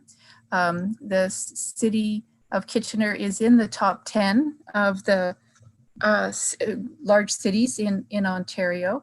And therefore in Canada, we have not been receiving commensurate federal and provincial funding based on the size of our population or the need of our population. And so by creating this housing funding strategy and having every councillor understand what it is and the mayors understand what it is, there'll be that many more voices advocating to support the region's mandate. And that's our goal. Okay, because we've seen in the past when we have been the first to invest in something, for example, like Communitech, then other investments came forward. So I was just kind of hoping. On that face, yes, Councillor Schneider, by the city putting land forward, yes, and demonstrating that it'll be attractive, well-managed development, that will help break down some of the misconceptions and fears that some neighbors may have. So that where we'll be leading. As well, the City of Waterloo has just announced that they're going to be embarking on an affordable housing strategy. And in February, Cambridge has indicated that they're going to be discussing that with their council as well. So we are leading definitely in the region. I think where we are innovative is that we've brought all of the nonprofit and service providers together and worked with them and with the municipalities and then with the region together to coordinate everything. That's very innovative. And just today I was on a call where the other regions were asking how to make that happen. Great. Okay, thanks. I'll have some comments later. Thank you. Thank you. Councillor Chapman, we're back to you. Yeah, just with respect to Councillor Marsh, my question about affordability is, I think, in an attempt to differentiate between attainable and affordable, and also to put it into the context of inclusionary zoning and the importance of defining what we mean by affordability. But I'll get to my comments shortly. I have another question, and that's on page 6-35, where we talk about being responsive to climate change. And I was just wondering if planning staff or the sustainability office was looking at things such as retrofitting rather than new builds, or are they looking at things like green energy, geothermal, renewable energy of sorts? I just wondered what more could be said about what's being referenced in that section of the report. So to answer your question, Councillor Chapman, yes, staff are looking at all of those initiatives that you have identified, and we're looking at how to incorporate those in standards for the city. The Community Climate Action Plan will begin to address some of those issues as well. and the sustainability officer was consulted in the preparation of the document. That's a body of work. One of the things that I think it would be helpful to understand is this is where we're starting from, and the strategy outlines the actions that we need to take next. So you will be getting further reports back from us as we deal with energy efficiency and we deal with climate change. You'll see how affordable housing fits into that, and how it fits into our other policies as well. So we don't have all the answers, but we know the questions and the work that we need to do to get to the place that will advance climate change considerations around housing. And definitely retrofitting some buildings would be very helpful if we could get some funding for that. Right. Okay. Thank you. One last question, and that's on page 637. And it makes reference to Kitchener Housing, seeking a site and working in partnership with a developer to create new community housing and to purchase buildings to preserve affordable housing. Can you describe what all of those components look like and what they actually mean? Yes. Kitchener Housing, as you know, is the nonprofit housing organization, and it has built many fine projects in the city of Kitchener, and hasn't built very much in recent years because of lack of funding. So the executive director has approached the city about opportunities to use city land. She's approached the city to talk about redevelopment opportunities on a conceptual basis. And she is working with her board of directors to come up with a plan about how they can grow in the future. So when that plan is prepared, we would like as a city to be ready to support implementation of that so that they could build more housing. Okay, those are my questions. Thank you. Great. I have some questions, and I'm wondering, I think Ms. Coviello's still on the screen. And so I'm going to come to you as the citizen co-chair of the committee, and someone who's got obviously a lot of experience in your role as CEO of Habitat for Humanity Waterloo Region. Can you tell me, from your perspective, knowing sort of the status of affordable housing in Waterloo Region, how important was it for the city of Kitchener to embark on this work, and how, what sort of leadership role is it playing in terms of us moving forward collectively with respect to the kind of progress that Ms. Cooper talked about earlier in getting the feds and the province to recognize us a little more so? Yeah, like a little context as to how it's going to actually impact the housing situation in this community. You guys don't need, it's not a surprise to hear that land is the biggest challenge for most not-for-profits. The affordability of land, the unaffordability of land leads to the unaffordability of homes and any construction projects. And we live in a thriving community that, we're witnessing, just growth and growth over growth over growth when it comes to the real estate market and to the housing sector. We know from a sustainability point of view, as a not-for-profit, we can't do it alone anymore. We have to do it in partnership. And we have to do it in partnership with municipalities and with the private sector. So typically we would, we look to all levels of government for some kind of support. The federal government has the National Housing Strategy. The provincial government is actively pursuing, ways and means to help not-for-profits deliver, and to have the municipalities as part of this solution is huge for us, because I don't think I'm saying anything untrue when government holds the bulk of unused land in any given community. That's just a fact of life. It was the same at the City of Waterloo when I was there, and I'm sure it's the same for you guys. So access to land is the and provision of land is something that municipalities can do, that can help us help them solve these problems. And it is something that needs to be done together. It's not something that municipalities can be expected to fix on their own, because you guys are doing everything else, right? Municipalities are at the front of the line for every fight there is in every community. So from a sustainability point of view, working in partnership is the only way we're going to solve these tough problems,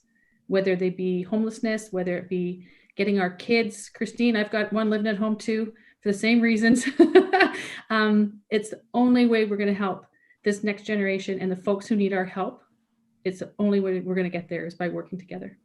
Great, thank you. And then the other question I had for you is, it's my understanding that this report was sort of adopted unanimously by the working group. Is that correct? You know, and it wasn't an easy path to get there. This has been a long and trying journey along the way. With you, when you bring that many voices from different places to the table, you know that you're going to have struggles along the way, and we did have struggles along the way, and at every step. And I want to especially say to Andrew, who was the project manager for this project, his deft navigation of the conflicts that arose and situations. He's just a fantastic representative of the city of Kitchener, along with Karen and Justin. We had tough conversations. Like I said, conversations that I didn't expect to have. We had tough conversations and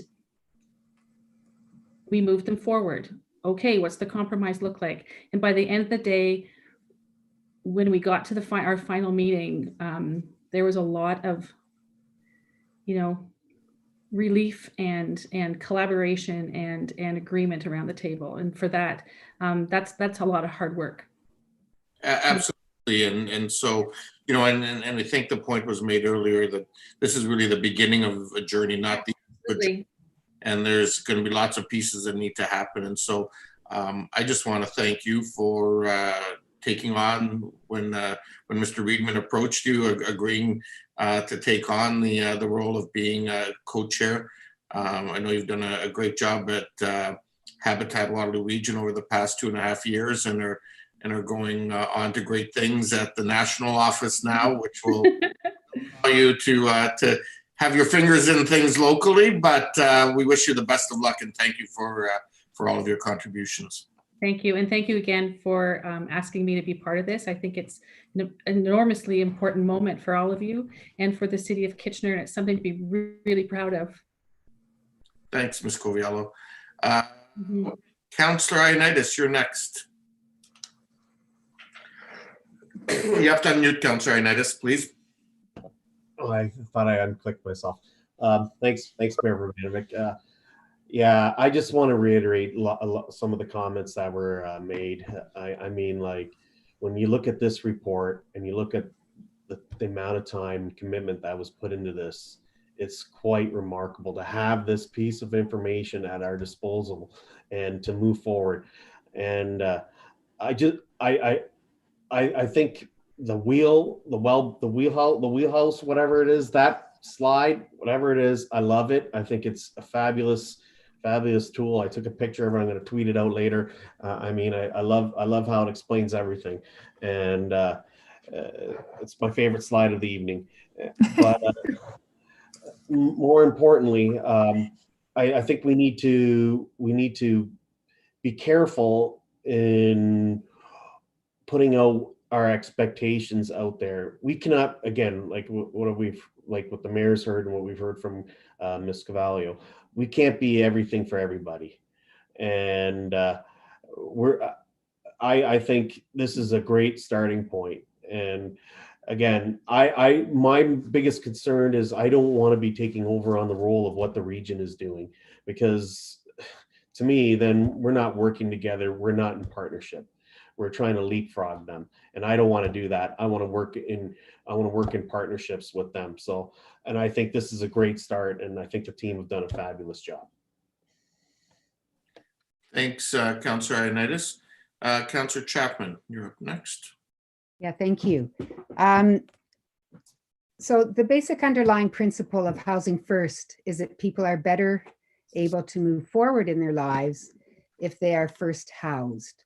It's a rights-based intervention rooted in the philosophy that all people have a right to housing. So as we know, the region, as has been mentioned, is the local supportive housing provider. In fact, the City of Kitchener would consider, the fact that the City of Kitchener would even consider collaborating with the region to address the affordable housing crisis is honorable. And I'm proud to be part of this council as with their willingness to work with the region. I want to thank staff and the residents for all the work and time that was put into the housing strategy. And as others have mentioned, it's an amazing piece of work that we have in front of us that's taken hours and hours, and it's very elaborate and provides some very useful information. But I want to look for a moment at rental units in this city. And if we look at those, we will see that market rent for a one-bedroom room apartment is over $1,000. That there are not enough rent geared to income units available, and we know that, and the region knows that. That those who would like to move out of subsidized housing and into market rate housing can't afford the jump in rent because they're going from subsidy to $1,000 one-bedroom apartment. And the biggest housing deficit, is at that place on the continuum or the circle where people no longer qualify for subsidies. So it's due to these factors that I believe we have a responsibility to first address the deficit of rental housing for those on the waiting list and those transitioning out of supportive housing. That is, those requiring deeply affordable units, many of whom are not housed or are poorly housed or maybe living with their parents. These are the people whose situation is addressed in the Affordability Subcommittee report, which you all received. The strategy we have before us looks at the whole continuum, as it should, and it does a good job of laying out that picture. But there's a big gap within the report. And I know that it said that we will be looking at affordability at a later date and inclusionary zoning at a later date.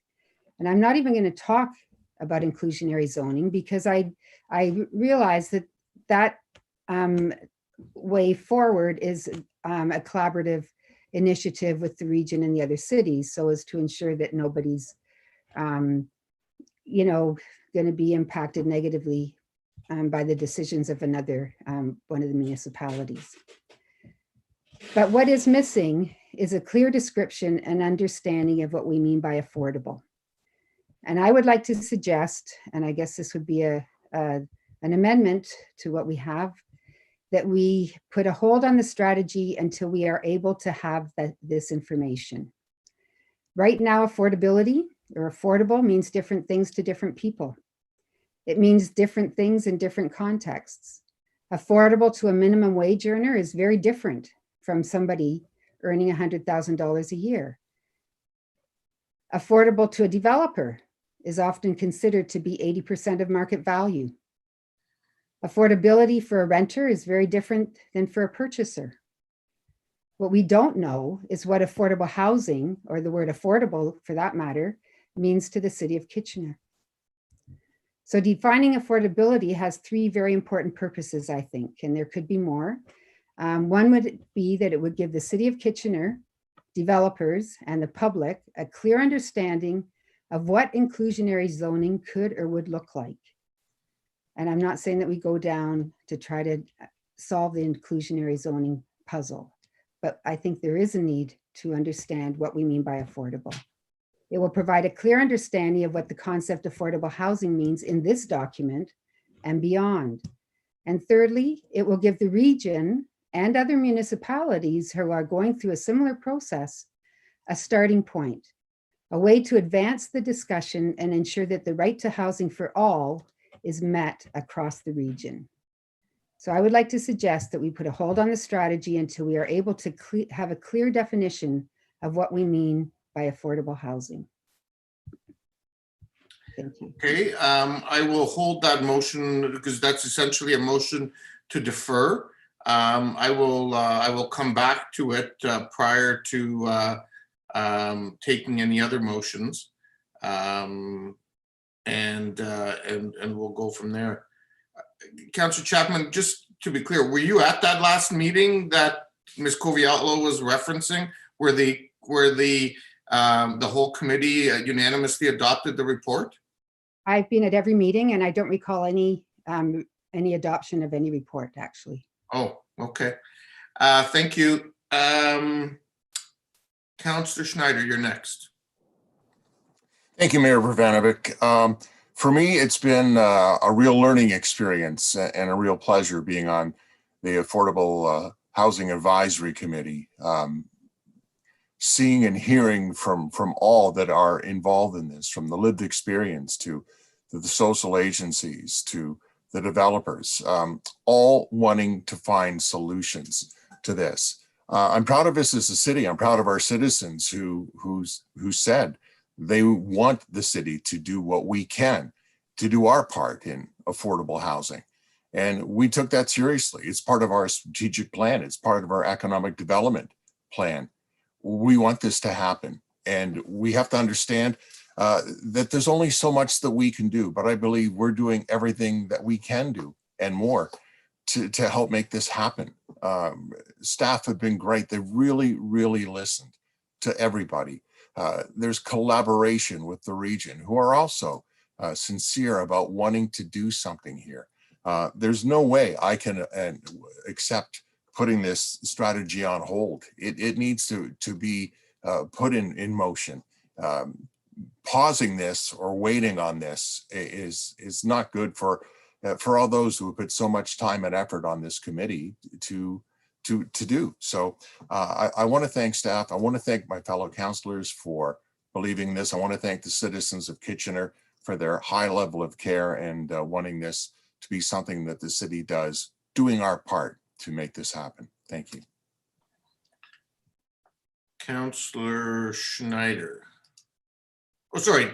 It's been a long day. Councillor Marsh. Thank you, Mayor Vrbanovic. I want to address the idea that we need to move forward here. I agree with Councillor Schneider. We can't just wait. I do see value in understanding that affordability, according to members of the subcommittee, from what I understand, is that they see affordability as $700 a month for a single person household and $900 a month for a two-person household. And I accept that if those individuals are earning minimum wage at a full-time job. I don't see how it would be useful or helpful for us to pause everything, expecting that just by the city declaring what is affordable, it would make an impact on how much rent is across the city. That's not our job. And I was so pleased to see this report come forward. This is an ambitious, important plan, and I'm really pleased to hear that we have an opportunity to be a leader in leveraging partnerships to the maximum and putting a dent in this global problem. This problem, not too many years ago, even on my time on council, my first term, was not something that the council at the time as a whole was as willing to embrace as this council is in moving forward in doing what we can within our local area municipality context to add to these solutions.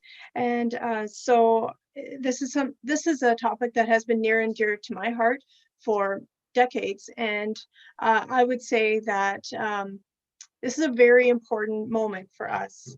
And we can take credit for being the first in Waterloo Region, but you know, others are going to toot their own horns, maybe even louder someday, and whatever, that doesn't matter. It doesn't matter who gets the credit if as long as we worry about getting things done. So but in terms of credit, I just want to end on saying I want to give credit to the volunteers and the staff who've brought this to us. I know how hard committee work can be. It sounds like this committee had a lot of strong opinions, a lot of passion, and kudos to you for bringing this forward. I'm really happy to see it and to support it wholeheartedly today.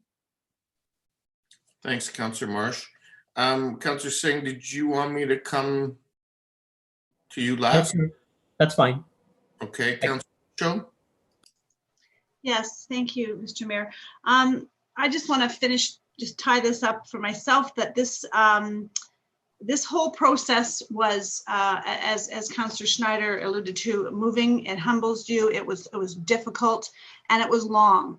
And I think where we've landed is an excellent start.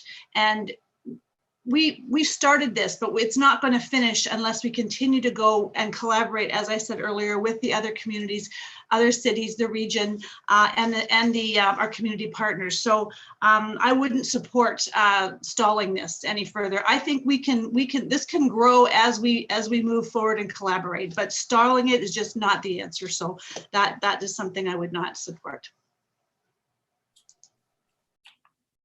Thank you. So before I go to Councillor Singh, I'll make my own comments. It was at the beginning of this term that this council embarked on the issue of affordable housing in a substantive and meaningful way. And it was as a result of the passion of the 11 members of council sitting around the horseshoe, as well as the input of our community through our Environic survey and the subsequent input that we obtained from the community through our community engagement processes that said social issues, and particularly housing affordability, were a priority. It also became a priority as we worked on the Make It Kitchener 2.0 strategy, where affordability in the community was an issue that was raised by representatives from every single economic sector and cluster in our community. And so what we're seeing today is really the first piece of work, the beginning of the journey, as I said earlier, not the end, that will see us working in partnership with the region, with the other lower tier municipalities in this region, and with our provincial and federal partners and the private sector and the not-for-profit sector to begin meaningfully addressing this issue going forward. It was shortly after the last meeting of the working group when I heard from one of the citizen members, and that person sent me an email and wrote, "This advisory committee," it was a longer email, I'll just read a small portion of it. "This advisory committee has been one of the best experiences of my long association with the City of Kitchener. To achieve what this group achieved in just 1 year is amazing and speaks to the dedication and thoroughness of the community as well as the staff. Such amazing leadership from those mentioned above. I feel I've learned far more than I contribute, and considering where I live, that has come as a wonderful surprise to me. Shows one that regardless of experience, one can always learn. It is also important to remind people that the achievements of this committee occurred simultaneously as staff, mayor, and council and the community were dealing with unprecedented stressors from COVID and other sources."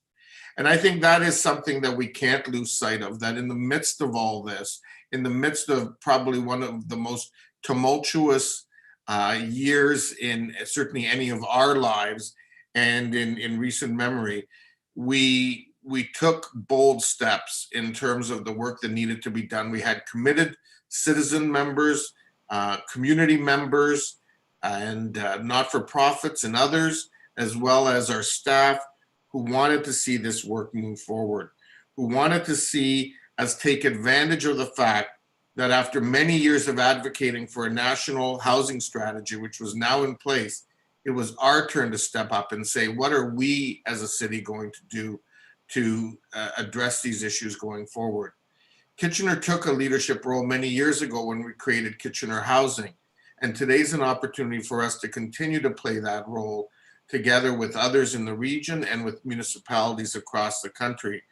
As we heard from Ms. Cooper, we've also been asked to play that leadership role in the work of Leilani Farha. And how fantastic is it that the UN Special Rapporteur on the housing, in fact, is a Canadian based in Ottawa, who after her time with the UN has refocused her energies on continuing to build and address these issues within our own country and move things forward. So I will proudly support this. I will ask for a recorded vote, as nobody else has done that yet. I will not be able to support any sort of deferral. This work needs to get done. This is not the end of a journey. There are pieces that are going to have to continue to be addressed, some of which include some of the ones we heard of today, including multi-tenant homes, including the issue of affordability, things that are identified in the report. And I would certainly hope that the rest of council endorses this, and that ideally this is endorsed unanimously in the recorded vote. Councillor Gazzola, and then Councillor Singh. Yeah, thank you. I haven't said anything. It's nice to just sit back. All the good things have been said. There's very little that I can add to it, other than to say ditto. I do want to take a moment, though, to give credit to Councillor Chapman.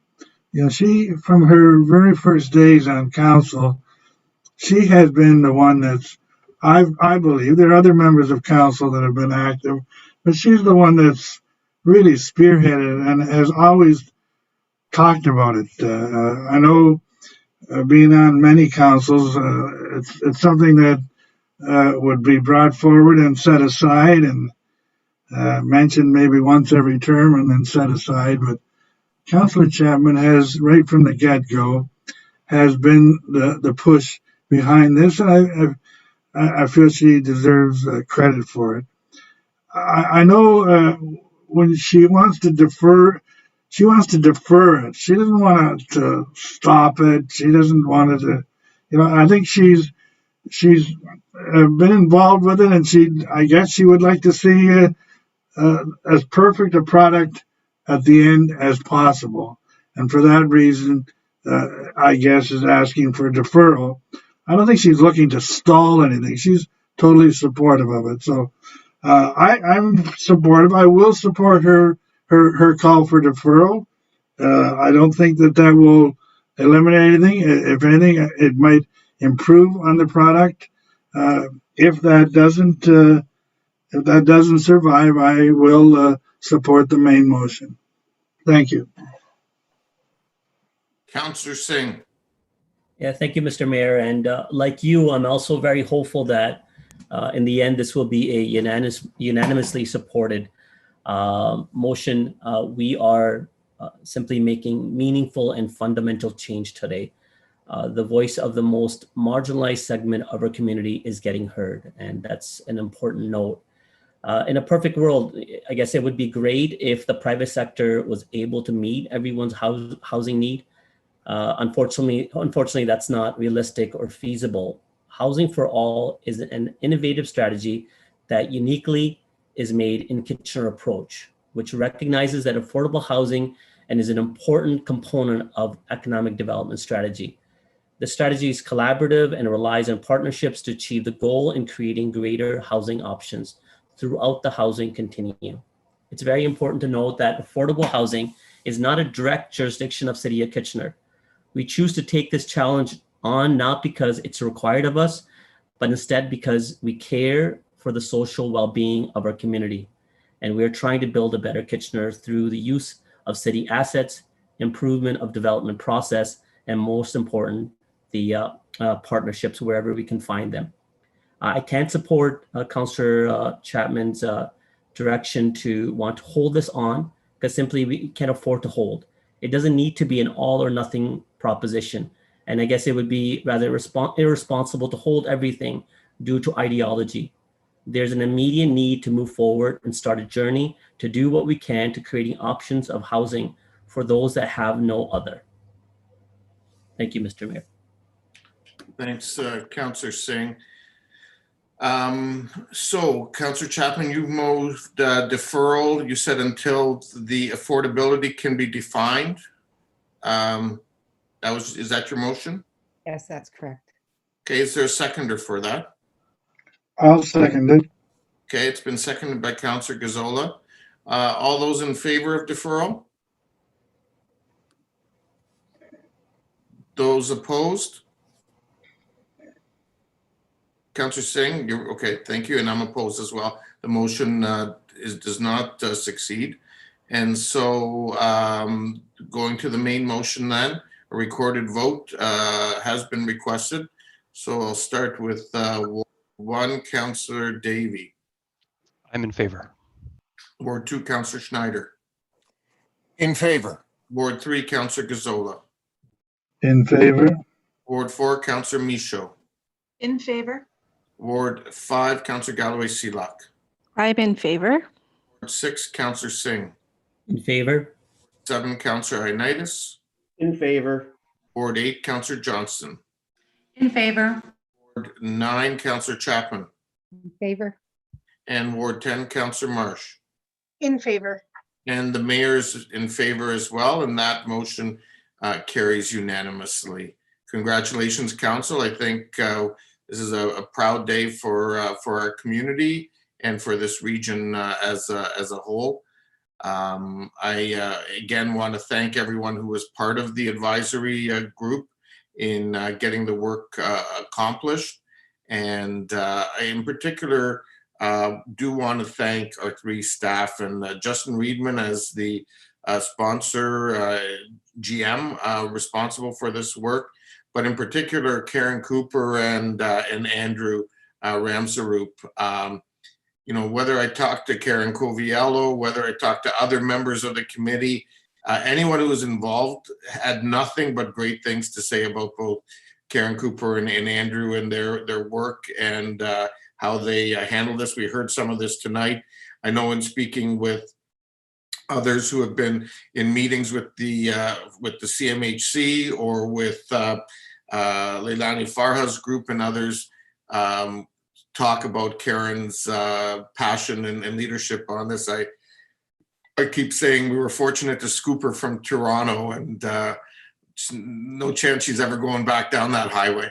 So with that, thank you everybody, and yeah, it's a great day, and we'll thank you, Ms. Coviello, as well. Take care. Okay, we'll move on. We still got a busy agenda ahead of us, folks. Just bear with me one second. We'll now move on to the next item, which has a number of delegations, and it's item 6 under the Community and Infrastructure Services Committee. And we have 7 delegations, I believe, with respect to that item. And the first delegation that was listed on the agenda was Linda Lee, but Ms. Lee is no longer attending. So we'll go to Mr. Jorg Broschek, who is appearing and I believe also has a PowerPoint to go with it. That's correct, yes. Welcome, Mr. Broschek. Yeah, thank you very much. Unfortunately, I wasn't able to attend last Monday's meeting because I had to teach my final class of the fall term. So thank you very much, all the more that I'm able to talk tonight here. And I would also take this opportunity to really thank everyone who was involved in supporting and also pushing this, in my view, very important project here, especially the city councilors, you, Mr. Mayor, and all this fantastic people who work, city staff and volunteers and advocates. There are many reasons why I actually strongly support this project. And as a resident, a father of 2 boys and a political scientist, as well as an immigrant, I had to think a little bit about how I use my 5 minutes wisely to support this and make my case. And eventually I thought I would maybe start by talking a little bit about my experience as an immigrant here. Next slide, please. My wife and I and our now is 8 years old son, moved to Kitchener 7.5 years ago in 2013, and we are from a city that is very similar in many respects to Kitchener-Waterloo, and it has been fascinating to observe the similarities. There are twin cities, Ulm and Neu-Ulm. Accordingly, many policy coordination issues. There are all these structural changes that we've been seeing here as well.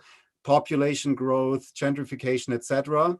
And what is interesting here in this respect, there has been a positive development over the last couple of decades in a society that is very similar to Canada insofar as it's not the Netherlands, but it's also a very autocentric society that is Germany. Next slide, please. I just would like to start off with some two slides showing you what happened. Actually, it started in the 70s with a major effort at pedestrianization. This is what I would consider the equivalent to King Street here. You can see how it looked back in the late 70s and how it looks today. All streets in this area look actually exactly the same. They are pedestrianized. Next slide, please. If we move on the street, you come to the main place. This is in front of the cathedral. This is how it looked in the early 1990s with being essentially a parking lot. And today it's really an open space. It's wide. The farmer's market is there, etc. Next slide, please. Turning to the cycling development, which is really interesting from a comparative point of view. This started in the 1990s, actually in a very similar way as what we are observing now here in Kitchener. There were two periods, two phases, a push over 12 years, and then now I would say this is consolidation since 2005. There's also an interesting governance structure here with an action committee that is very collaborative. There are citizens, there's public administration or city staff, local chamber of commerce, the police, and the local chapter of the German Society for Cycling. They've developed a very interesting systemic integrated approach that really connects many dots. And overall, these are the latest data from 2015. We have now in Ulm only a very comprehensive infrastructure, 270 kilometers, and the largest share is boulevard, multi-use trails. And also, and I come to this point in a second, slow streets in Zone 30 is an important part of this plan here. Next slide, please. Just quickly to see the differences that we are observing here, I contrasted the modal split of Ulm, the latest available data from 2017, and what we have still in Kitchener here. And you can see there's a significant difference, like especially private motor vehicles are considerably lower. Cycling is still not probably where it is in the Netherlands, but the goal is ultimately to bring it up to 25% by 2025. My final slide, please, next, which, next slide, yeah, thank you, brings me back to Kitchener. And I think really it's a fantastic plan. The master plan per se is excellent. However, there's still one thing that I would like to emphasize, and I think I speak about, like, I've spoken to many families and we share these concerns. The driving problem is still a massive, driving behavior is still a massive problem here, especially for children. On our way from Waterloo Street in Midtown to Sotheby Public School, we've encountered so many problems also here just in front of the house. So I would really want to make this case to think more boldly about like speed limits, traffic calming. In Ulm, we have Zone 30 as the default for all residential areas. Smaller streets are all slow streets, and there's also strict enforcement of this. And yeah, my time is up, but this is something that I really would like to keep on your radar moving forward, that this could be an essential component of this overall plan. Thank you very much. Thank you very much, Mr. Broschek. Any questions? There appear to be some. Councillor Marsh. Thank you for joining us this evening and for your long wait to present to us.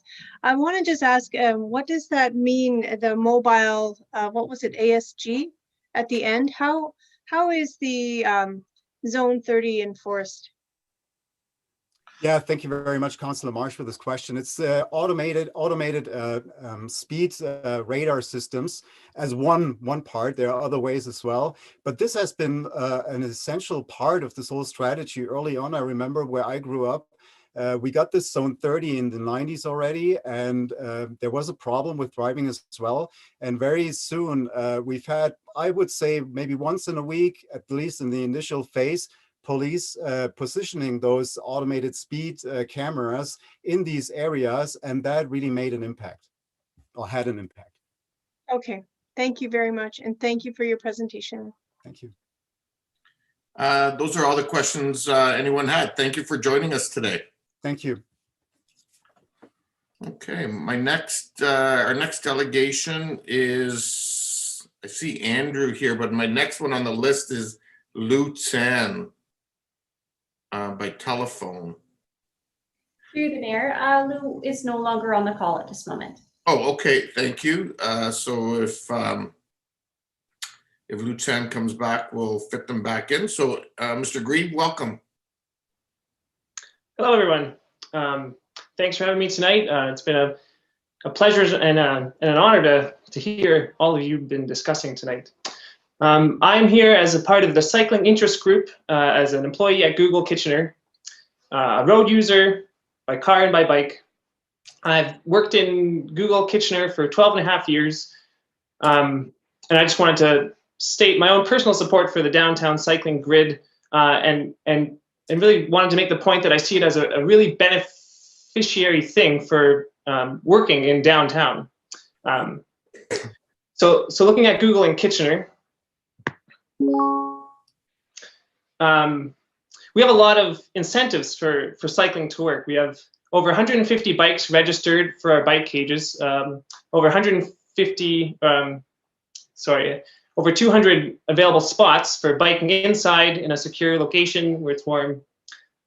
We have showers, lockers, and even bike to work days where work is paying for our bicycles to be tuned, which I think is pretty novel. Despite these pretty optimal arrangements, I see a lot of Googlers who have expressed interest in cycling that have not pursued it. And I've had several theories as to why this is, and I think maybe the best one I can offer tonight is from my experience as on the mentorship, the Noogler mentorship program at work. So this is a program where we just try to give one-on-one support to new employees in any way that they need. And it's mostly anecdotal, sorry. But I hear that it's really safety is the number one reason why people are not cycling that otherwise would. And maybe it's not entirely safety, but it's perceived safety, or they're intimidated from our streets. Many employees are not from the GTA, even from other countries, and they just can't get past that hurdle of biking on the streets with the cars. Or they're afraid if they bike on the sidewalks, they'll be breaking the law. And then even more surprising to me is that I asked some, like, what about winter? Would you bike in the winter? And I would have thought the main response would be no, because it's too cold. But it's still no. I don't want to bike in the winter because it's scary to bike on the road, and it's safety reasons again, more so than even the cold. And I just want to say this downtown connected grid, it's really the connected part that I see as exciting and a great first step, and the thing that will address this issue of safety and intimidation. I also wanted to offer some personal experience as similar to the prior delegate who's biking with I'm biking with my 7-year-old child to get him to school. Again, there's a lot of incentives to use this mode of transportation to go to school, and there's awesome bike lanes, and there's one spot where the bike lane just disappears at an intersection, and the ride goes from just a joy and such an empowering experience for him to kind of a terrifying experience for me. And I've even been yelled at twice in the past month for just trying to figure out how to safely bike with my child on our streets. So I think if we didn't have gaps, I feel like that would be so much better, and I think it would make a measurable impact in the number of people enjoying our streets in a much more enjoyable way. Yeah, so I guess that's all I wanted to say. Thanks for having me here. Great. Thanks a lot, Mr. Grieve. We do have some questions for you. Councillor Johnson. Yes, thank you, Mayor Urbanovic, and thank you, Andrew, for coming in tonight. As you were speaking, I thought, wow, 150 people registered at Google that have their bikes there. That's pretty incredible. And I mean, it really shows that whenever you have incentive programs at work, and when you promote it, that more people will then take you up on it. So that's very cool. So I'm wondering, Andrew, and you can answer if you want to, but I'm assuming that maybe some of the reasons why people aren't riding is because they don't live in the downtown. Do you live in the downtown? Is that why it makes it easier for you? I just wondered about that. Well, I think it has to do with where you're going to. So I live at Glasgow and Fisher Hallman, so I'm coming in kind of from the side, not in downtown myself. I have appointments downtown, which honestly, personally, if I'm by myself, I've been biking in the city for over a decade, and I have no issues getting around. Biking with my son through downtown is a different issue, and so this question of is it intimidating, is it safe for all, I think is really been brought to the forefront of my mind in these last few years, and that's why I'm excited about the proposal. That's great. Thank you. Thanks a lot. Those are all the questions we have of you, Mr. Grieve. Thank you for joining us this evening. Our next delegation is Jean Marie Finnerty. Welcome, Ms. Finnerty. You're muted. Oh, there we go. There you go. Thank you. So I want to begin by saying thank you so much for allowing me the opportunity to speak. I really appreciate it. I am actually opposed to the cycling grid. I'm a resident of Hines Avenue. And there's a couple of different reasons why, but before I get into that, again, I also want to acknowledge and say thank you to Darren Croft and Barry Cronkite. I know they were the ones that were sort of, kind of pushing the proposal, and they did have a meeting with us. I think I was just disappointed because they said the proposal was already put in place before they actually met with us. So it was the first time we were engaged. And we kind of wished we had been engaged earlier in the discussion of it, because we really strongly feel that there should have been a traffic study included for Jubilee to really understand struggles with downtown events in the park, and what type of struggles there's going to be with turning Joseph Street into a one-way. There's been no data provided out of anything that Darren and Barry could provide to us for any streets that were directly impacted, which includes Charles and Jubilee, along with Hines, Linden, and Michael Streets. I also think that understanding also supports understanding exactly what's going on with Jubilee before you proceed with the cycling grid. Also supports the 2005 City of Kitchener Pedestrian Charter, because the cycling grid does not actually deal with the amount of pedestrian traffic that's been increased, which includes people with dogs. We see that much more than we actually see cycles. And if you actually go back to Jorg's presentation, when you're looking at the circular graph, there was more pedestrian traffic than there actually was bike traffic in the downtown core. Also, I don't want us to make another mistake. So Charles Street at one point was changed to one way and then has been reverted back to a two-way street. So again, why spend the money without really understanding the impact of what's going to happen? The other thing too is for the upcoming developments. So Manulife parking lot, we know that that's an upcoming development, as well as the Goggle Street former bus terminal. So we know that there's more coming down the pipelines in terms of traffic to the downtown core. Again, changing Joseph to a one-way street. I think it makes sense to understand what that looks like and the amount of traffic that will include. That is not just going to be bikes. So I want to make sure that I'm very clear that it's not that I don't support it. I don't support it right now. I don't support it being rushed through without there being the proper due diligence, I think is really where I'm coming from. And that's it for me. Thank you very much, Ms. Finnerty. There are some questions. Councillor Chapman. Hi, Jean Marie. Thank you for coming in. And I know that there are concerns in that area on Water Street and on Hines, and I don't know what to say. I mean, I will continue to work with Barry and with Aaron to follow traffic patterns in the area, and to ensure that, you know, if things do get out of hand, that they're addressed.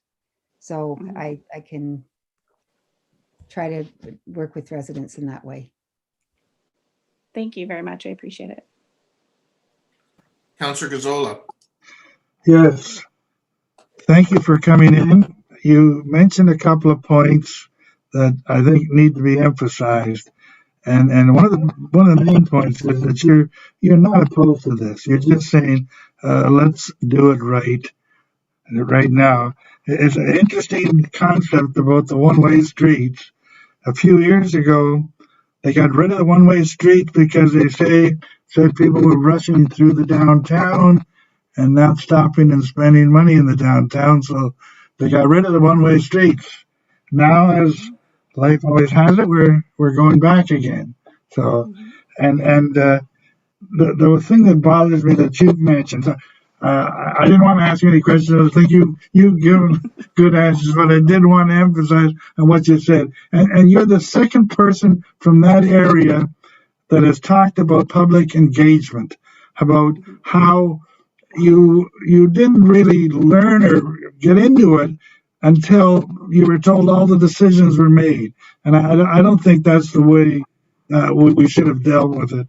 And for that reason, as you might have heard or not, I didn't support it when it was at committee because, as someone else, a number of people had suggested that live in the area said, let's just slow down. Let's do some of the things, but some of these other things like closing the one-way street and the questions about Jubilee Drive, can we look at them a little closer? And I think that's what you were saying. So I just want to thank you for coming in and taking the time to express your thoughts. Thank you.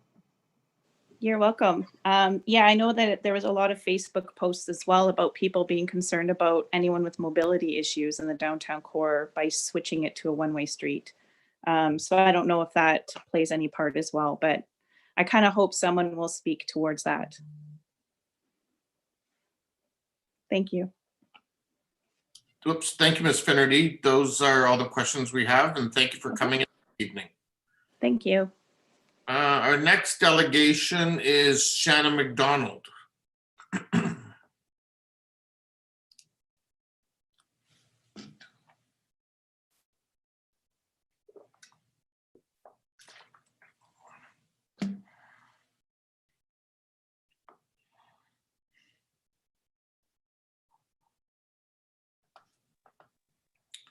Hi, Mr. McDonald, welcome. Your mic's not on. Says you're unmuted, but you're not coming through. Try now. No.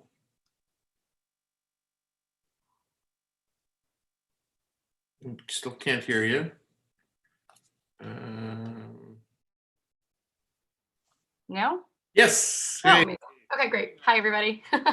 Thanks so much for giving me the opportunity to speak. I'm going to limit my comments similarly to what Jean-Marie was just saying. So I'm going to be echoing and kind of building on that a little bit. I'm really concerned with the plan to turn Joseph into a one-way street. I think it's actually going to create a lot more problems than it's going to solve. And I think it's going to deeply alienate local residents and the kinds of practices that we do on a daily basis in the neighborhood. I want to frame my comments by saying that I am a longtime cyclist and I'm deeply supportive of cycling initiatives. I was a resident of Toronto and Montreal before I moved here in 2014, and I use cycling as my main mode of transportation. So I have really good lived examples of how things can work and what it means to integrate cycling into a city, and that needs to be kind of responsible and thoughtful for thinking through it as being integrated into the lived experiences of those neighborhoods and kind of finding a balance in there. So my concern is that this is being situated as a pressing need that must be accomplished immediately, and it seems that key steps and studies might have been missed.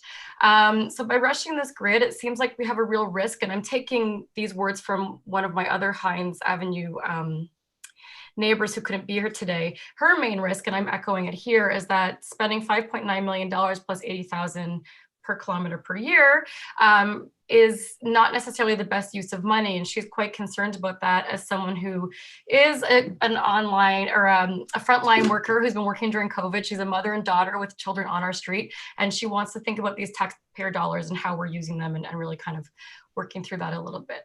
What I'm concerned with, and this is what Jean Marie already mentioned, is that there was not broad consultation, even though there supposedly was, because we were not consulted. We just went through a really terrible month on Hines Avenue with the closure of Victoria.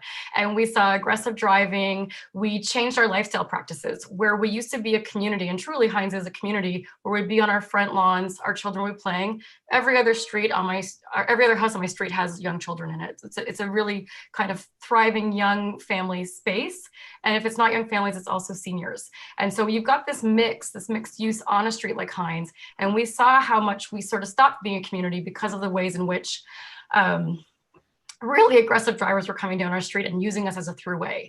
And Hines is a really logical throughway when things change in the outside of that particular grid. And so I want these things to be thought about. And I really wish that we had been consulted. And I really wish that new studies were being done on these streets that are being directly affected by Joseph going one way, because I think things have changed quite a bit since maybe the 2018 study that we were being referred to when we had a town hall.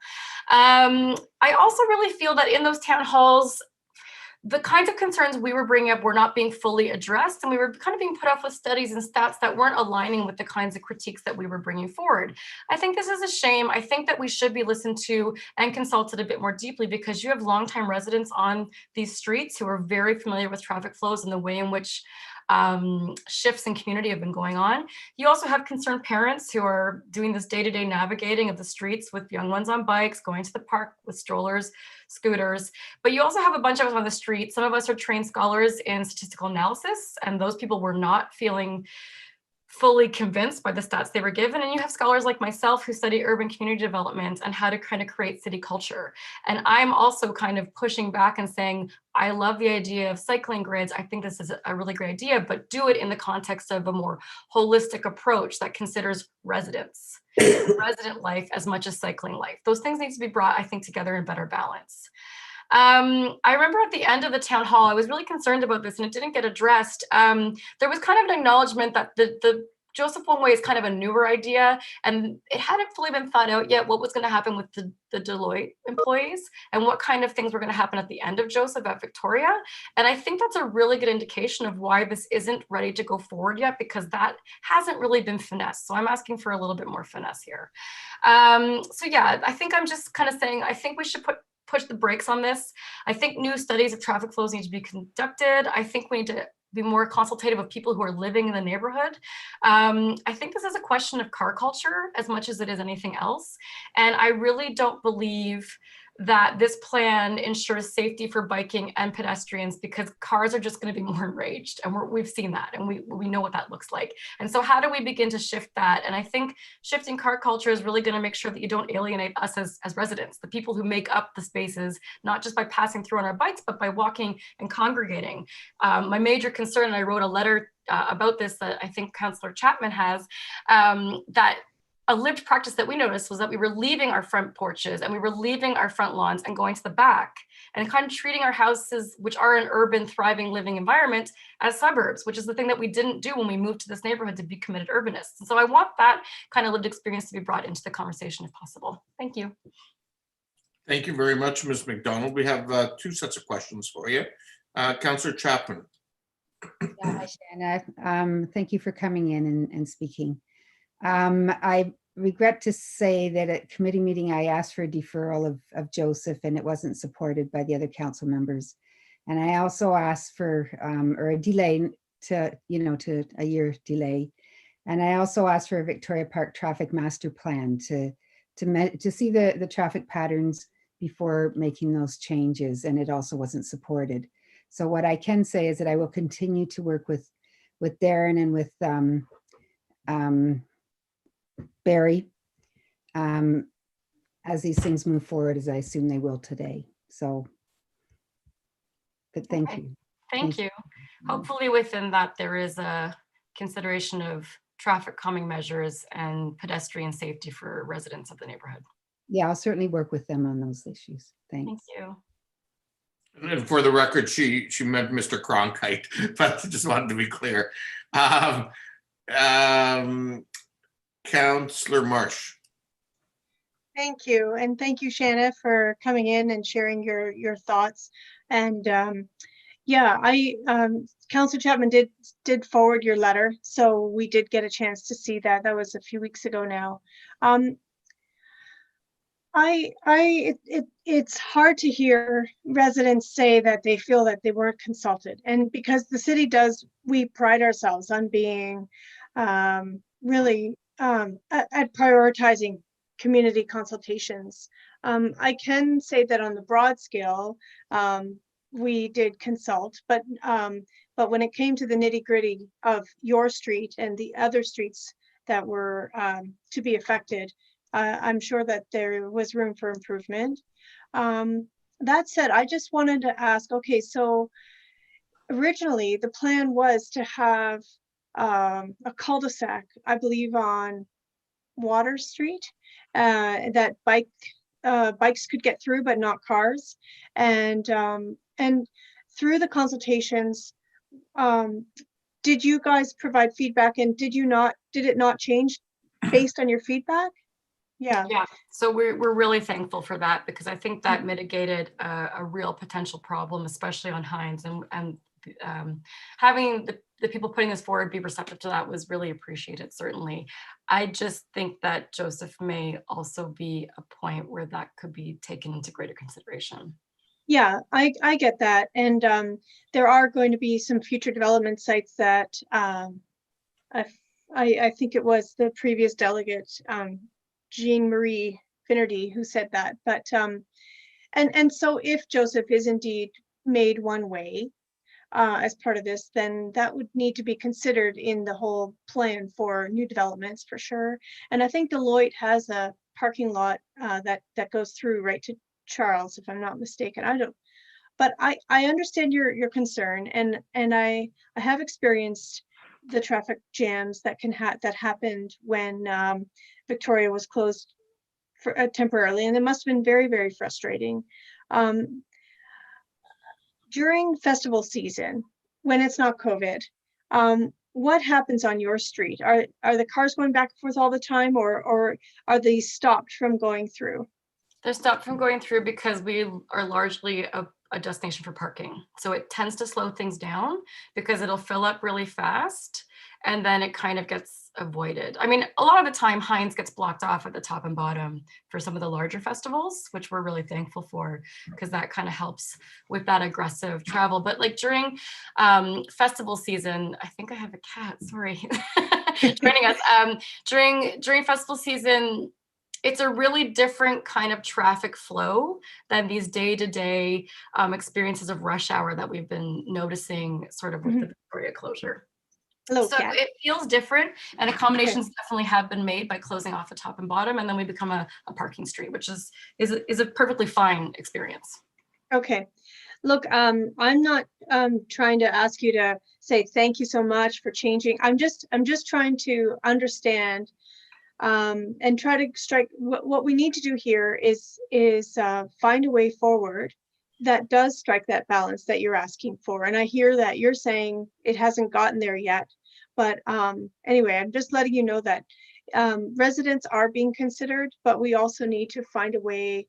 It has to go somewhere, and so we have to find a way to do that, and then to mitigate the traffic patterns, and that will have to change. They just will have to change wherever the bike lanes go. But I want to thank you for coming in, and thank you for your very articulate arguments. Yeah, it makes us think for sure. Thank you. I appreciate it. Thank you. Those are all the people that had questions for you. Thank you very much for coming, Ms. McDonald.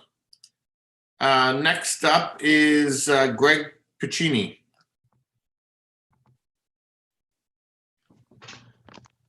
Hello. Welcome, Mr. Piccini. Hi, thank you. I just wanted to thank council for allowing me to speak today. My name is Greg Piccini, and I'm a member of the Kitchener Cycling and Trails Advisory Committee. We, as the committee, are unanimously in support of the implementation of the downtown cycling grid. I just wanted to comment on, there's a lot of talk around cycling and number of cyclists using, say, cycling lanes and how that's all playing out. And part of that, part of the beauty of this downtown cycling grid, I think, is it really is starting to connect a lot of those cycling routes that already exist throughout the city. And I feel that in order to get people on bikes, we need to do these final, or really get those links working so we can get people from place to place without having to hit dead ends in the cycling routes and so on. So I feel like it's kind of a chicken and egg argument where there aren't enough cyclists, so maybe we shouldn't build the bike lanes, but on the other hand, if you don't build the bike lanes, you won't get the cyclists. So I think this is a very important step in really tying together what the city of Kitchener has been working hard on over the last years.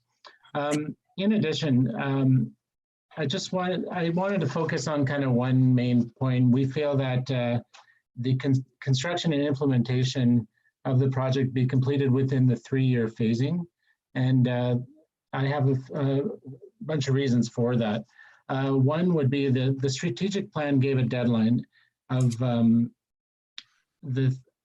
3-year phasing would already surpass this deadline by 1 year. So even if we do stick with the 3-year phasing, we're still kind of pushing beyond what the study has already outlined. Two, the full impact of the increased cycling numbers won't really, and this goes to my previous point, won't really be felt until the entire network is connected and continuous. 3, it would be advantageous to complete the grid before over 5,000 new residents move into developments currently under construction. The best time to influence their transportation choices is when they move downtown, rather than trying to change their behavior after the fact. 4, now is a perfect time to capitalize on the cycling boom caused by COVID. As we know, throughout the news, you've heard of, cycling stores and repair shops having no bikes or serious delays in wait because of the popularity of cycling over the past year. The cycling infrastructure will help small local businesses who need our support now. There are studies showing that having the cycling infrastructure close to downtown encourages people to stop and shop locally, and we really need to help our local businesses. And the promotion of active transportation and the limiting of reliance on fossil fuels will promote healthy lifestyles and will help make the City of Kitchener an example of a forward-thinking and progressive community in Southwestern Ontario and even beyond. That's pretty much all I had for today. Thank you for your time. Thank you very much, Mr. Piccini. And I don't see any questions. So thank you for joining us this evening. Thanks. And the last registered delegation is Mr. Steve Burrows. Hello. Hi. Thanks for having me here. It's interesting. Sometimes fate just lines everything up just so, and I don't know what this says about my personal life, but I appreciate hearing these council presentations when I do. In particular, Councillor Marsh saying that earlier tonight that the question of affordability and housing is near and dear to her heart, and a recognition that we need to take action. And then Mayor saying that he recognizes the passion of councillors and input from the community members in this regard. And Councillor Singh saying that we are making a meaningful and important step and our most vulnerable residents are being heard. And so with that, I just want to say that I wanted to talk today about a bit about my perspective on this. And if you all are at a computer, just type in 32 Benwell Road, London, N7, and you'll see a street where I lived in London for 5 years. You can see an extensively well-planned cyclist infrastructure. You'll even see a bridge that's got streetlights under it for pedestrians to walk under. And you'll actually see the Arsenal football stadium. I lived a block, not even a block away from the Arsenal football stadium, and I'd have 60,000 people walk down my street to see the matches every other week in the winter. This, when I was in primary school, living in this place would have never been imaginable. And I say that because when I was 5, my brother overdosed.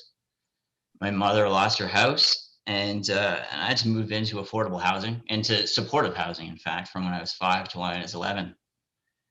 And so getting to university, getting anywhere was tough. And so I had to get through that. And with this lived experience, I can say that I have a pretty good idea what it takes to get out of this cycle. And that's a very good place to live.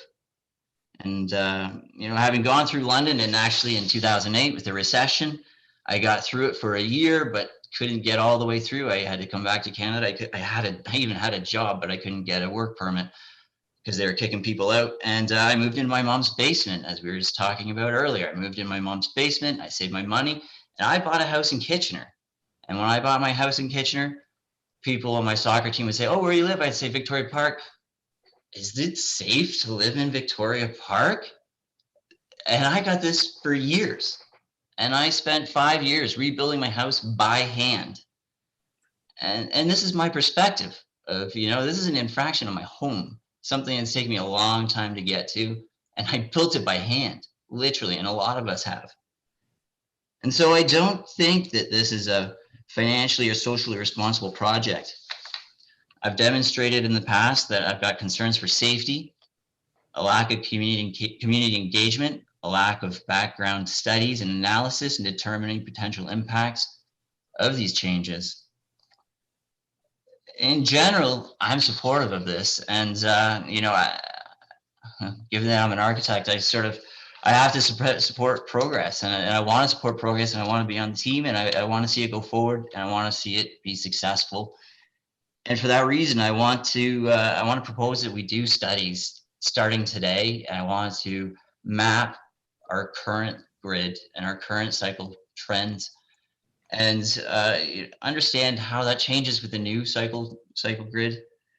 And even beyond that, I want to look at what the development that we're doing as a city in downtown, what that impact is on future residents in many ways, and in particular, I think mental health specifically, because there's a lot of people that actually live on those streets, whether we find housing for them or whatnot. At the end of the day, these people live here. And, the cycling grid's going to make an impact on that. But beyond that, the rest of what we're building is having an impact on that. And, I think we should look at that. So I'd like to see us put a portion of this budget towards these really important studies that need to be done. And that's it. Thanks. Thanks a lot, Steve. In particular, thanks for sharing part of your personal story and life journey with us. It's always difficult sometimes to do that, but it's also important for people to fully understand the perspective that you're bringing. So thank you very much for that. Councillor Marsh. Yeah, thank you, Steve. That's very powerful. The way that you put it into context. I at the last meeting, when you shared some, as an architect, you have all these drawings, ideas, right, for how to make Victoria Park more pedestrian friendly. I'm wondering, would you be willing to sit down with your counselor, with myself and with some staff to just look at some of your ideas? Certainly, I'd love to. You know, there's a lot of question of if there are enough cyclists, and I'm going to make the argument that yes, there are, and I see them in the snow and everything. I have a view of the clock tower right now. In fact, I can tell you, they put the lights up yesterday. Oh, by the way, the lights in the park are incredible this year. Certainly made in Kitchener. Those two people were out there in the snow and rain and terrible cold. I would love to see the whole community come together next year. I mean, we could do a really spectacular thing. Anyway, that's beside the point. You know, so I see them, and I know, being on Victoria Park Neighborhood Association, I know that we have a need for better trails in the park. I hear it. You know, that's something. You know, even Darren and Barry Cronkite, you know, mentioned that it's hard to cycle in Victoria Park because we've got pedestrians and cyclists, and so we've just ignored that. We've abandoned that. And you know, speaking to, you know, people like Joe Mancini, you know, he's saying, you know, the park can provide a lot of this, and you know, why isn't it being, you know, who would rather cycle on Joseph relative to the lake? Right. Yeah. So anyway, I mean, we're limited with time on this topic, but let's talk further about those ideas. And I want to thank you for all the time that you've put into giving this a lot of thought. And yeah, I do appreciate it. Well, you mentioned something.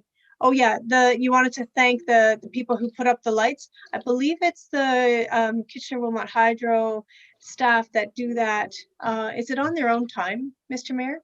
It's it is. So it's retirees with some help from some staff, and I know this year because of and there's also one of the service clubs, which I believe is one of the I don't want to get this wrong. Anyway, it's one of the service clubs, and then our staff helped them out this year as well because of the COVID situation. Yeah, I spoke to a couple staff. Shout out to all those people who braved the cold to put those lights up. Definitely. Thank you. Thank you. Steve, those are all the questions that we had for you. Thanks a bunch for joining us this evening. Okay, so let's deal with this item then. It is on the community services agenda.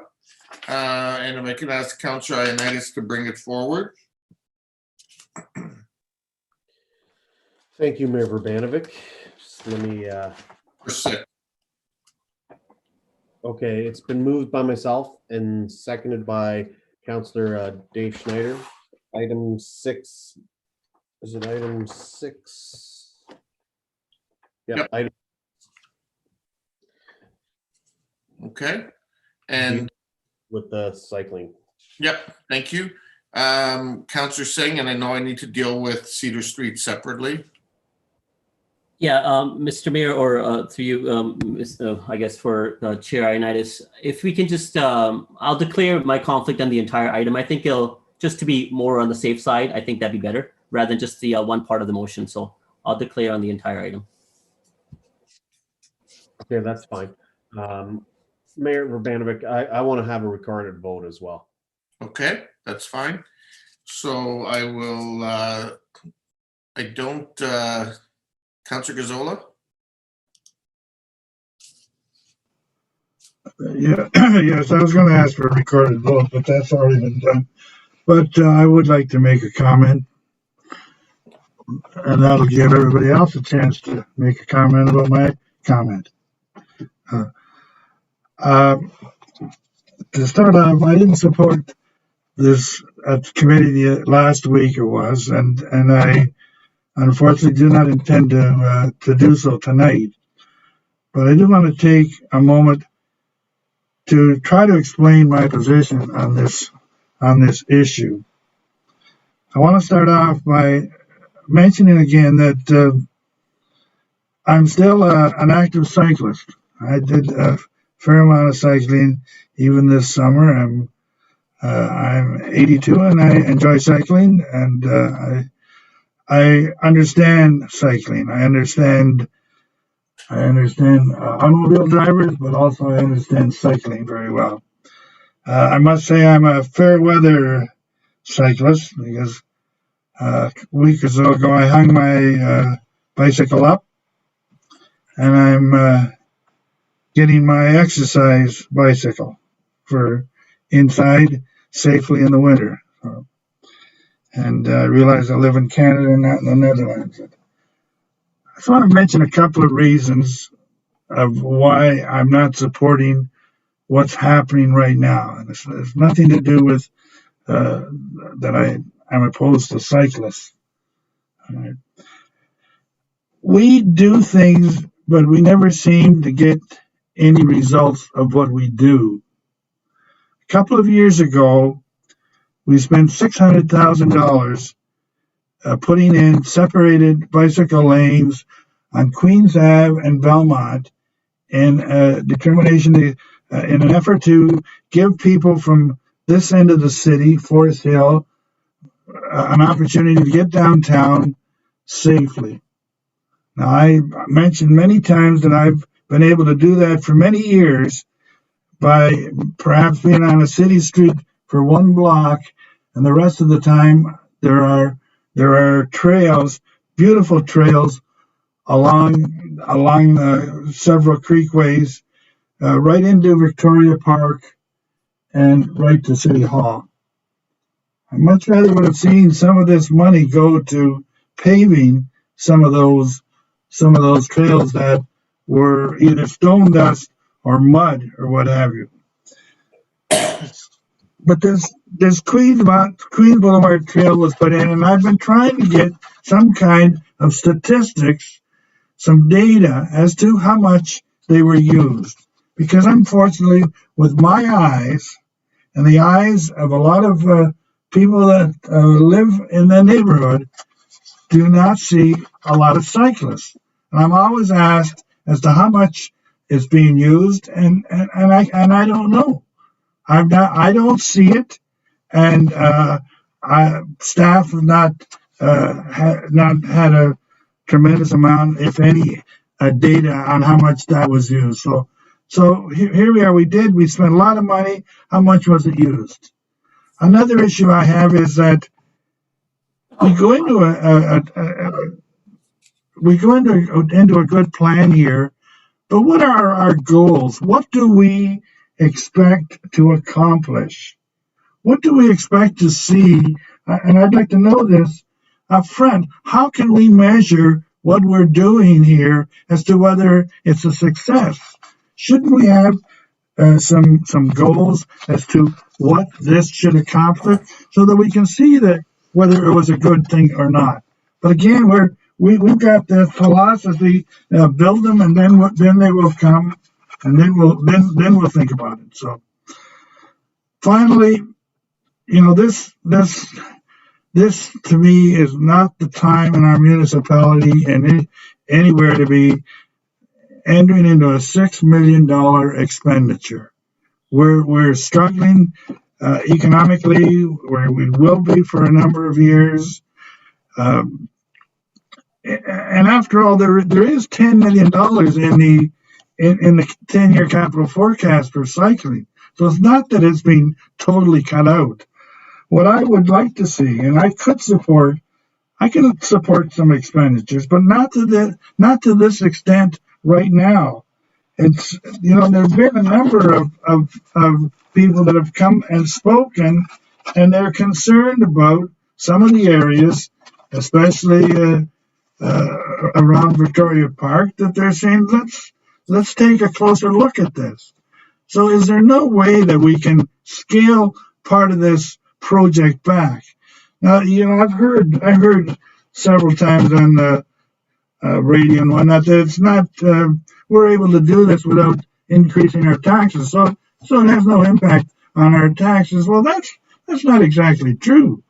That some of that $6 million were put into our tax levy for this year. We wouldn't have to have perhaps the 1.1% increase that staff are recommending. So It's just not the time to be going into this direction. I'm not saying cut it all out. I'm saying let's do, as someone mentioned last week, let's do the parts that are easy to do and put into place, and let's take a better look at some of the other parts. So, having said that, I've made my point, and I will not be supporting it at this time. Thank you. Thank you, Councillor Gazzola. Okay, Councillor Davey. Yeah, I'm just going to speak briefly to this. As someone, I'm not a cycling advocate. In fact, I think I'm one of a few members of this council that didn't even sign the cycling pledge during the last election. But there's a few reasons I think that I want to speak to as to why I'm going to be supporting this. Number one, from the overriding philosophy that I believe that as long as we're bringing in tax increases at or under the rate of inflation, which we have done pretty much the entire time I've been on council, and we've had the lowest tax increases in the region year after year after year. I think once you reach that level, then the next step is to make sure within that envelope to make sure that your city is as progressive as it can possibly be. And this is a step in that direction. I don't cycle hardly. I cycle very infrequently. My kids ride their bikes. It's just something that doesn't personally interest me. But the mark of a good politician is understanding the value of what other people value.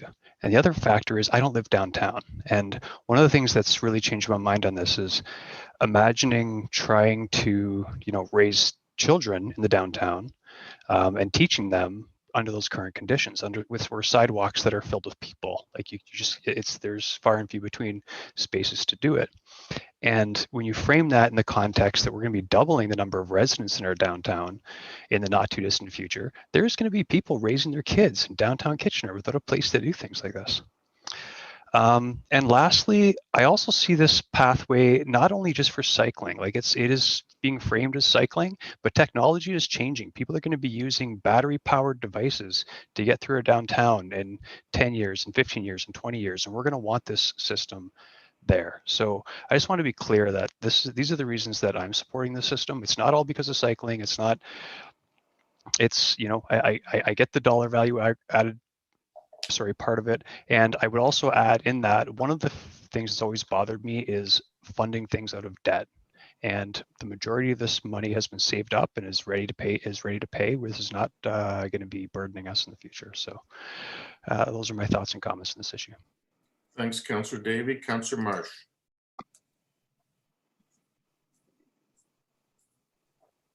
Thank you. I'll be brief. I clearly am in support of this. I absolutely do value community consultation and listening to our residents and our businesses because we can't do this successfully without them. And so that's why I'm really proud to hear that we have altered the plan. It's not just ram it in no matter what. It's not going to please everybody, and we have to make some tough choices. Unfortunately, it's not going to just be fully supported by every single group, but I hope that those that feel negatively impacted will be able to have help with mitigating all the pressures that it may cause. But I really am hopeful that it's going to be minimal. I really think it will be minimal. And I just want to point out a point of clarification. This is not a $6 million project in 2021. This is over 3 years. And how much are we spending in 2021 alone during the pandemic on roads? Just on one tally alone, it's over 32 million, but it's more. It's a few more million than that, just on roads in 1 year. So I think it's time that we invest in alternate modes of transportation. Thank you. Councillor Ioannidis. Thank you, Mayor Urbanovic. Yeah, I'm going along similar lines of Councillor Davey. Cycling, I'm not a cyclist either, and I don't portray that I am a cyclist. But what I do agree with in this in principle and everything else, and why I'm supporting this is because one of the major things that we hear on council with regards, and one of the delegations is speeding on our streets and safety. And so traffic calming is something that we hear often. And so when I look at this cycling grid, I see that as a form of traffic calming. And not only do I see that, I also see that it's not only just for cyclists, it's also for the pedestrians as well, when you see these complete streets being added to our downtown. The other thing that I look at this as well is when I think Councillor Davey mentioned, if you look across our skyline, we have on any given month, we have 8 or 9 cranes in our community, and we're going to see a significant portion of a population that's going to be moving downtown, and not everyone is going to be coming and moving here with cars. In fact, a lot of these properties are being built without parking, some of the newer ones. So where are these people are going to do? They're either going to walk, or they're going to take transit, or they're going to cycle.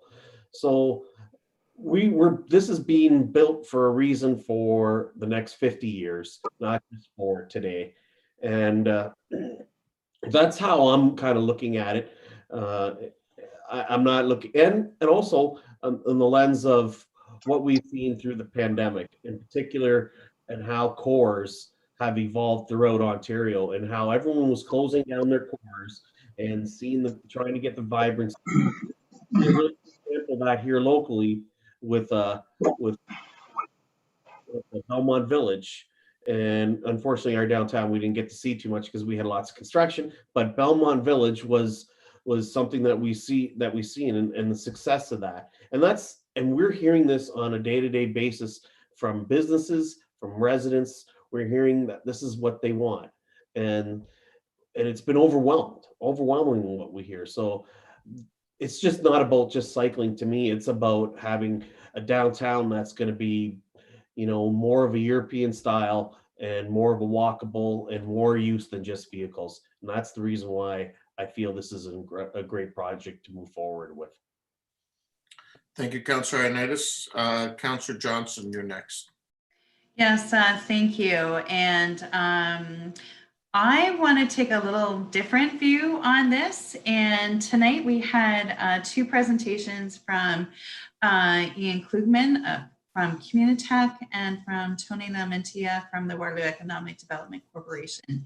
And we asked some questions tonight about what can we be doing as a city to help bring new companies in and attract talent to the city. And I look at our cycling lanes and our cycling infrastructure as well from a perspective of economic development. And when Andrew Grieve was speaking earlier and said that there's 150 people who are using the bike page at Google, and that the incentive programs to have people cycle. The tech community do like to cycle. The tech community, those are people we're trying to attract to the city, and trying to attract to the downtown as well. So I just think that it's another piece in the community that we're building that is representative for all and for different modes of transportation. And I agree with Councillor Ioannidis as well in terms of the traffic calming piece. And I am fully in support of this motion. Thank you. Thank you, Councillor Johnson. Councillor Chapman. Yeah, thank you. I'm going to vote in favor of the motion, but with reservations. I hear what the residents are saying. I feel that, there are real concerns and legitimate concerns, but I also want to trust that I can work with the residents and with Barry Cronkite and Darren Krupp to find ways to mitigate any adverse impacts on the neighborhood caused by the Joseph Street, which is the biggest concern. traffic. And also, I've received reassurance from staff as well with the Cedar Street changes, because there were concerns in that area as well. So I guess I will vote in favor of the motion for that reason. Thank you. Thank you, Councillor Chapman. There being nobody else in the queue, I'll make my comments. I will be supporting the motion before us today.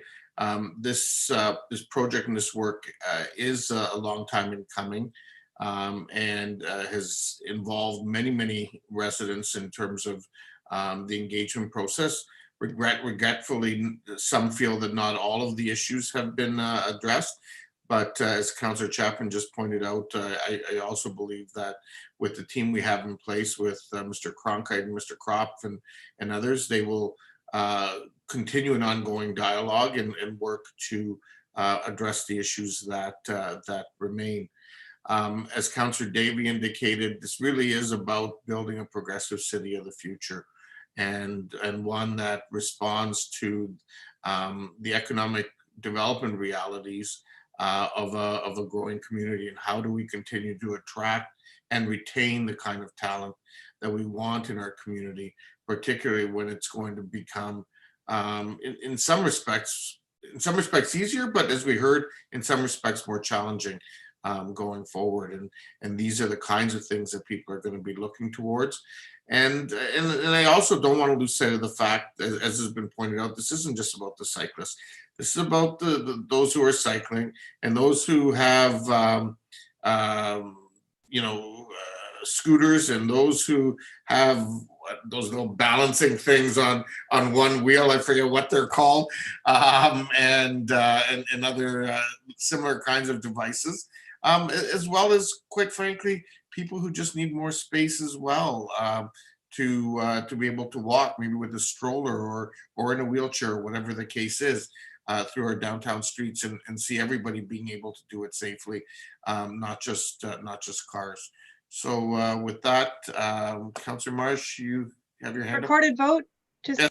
Yep. Okay, so recorded vote has been requested, and I will start with Ward 10 this time. Councillor Marsh. in favor. Ward 9, Councillor Chapman. In favor. Ward 8, Councillor Johnson. In favor. Ward 7, Councillor Ioannidis. In favor. Ward 6, Councillor Sig had a conflict. Ward 5, Councillor Galloway-Selak. I'm in favor. Ward 4, Councillor Michaud. I'm in favor. Ward 3, Councillor Gazzola. Opposed? Ward 2, Councillor Schneider. I'm in favor.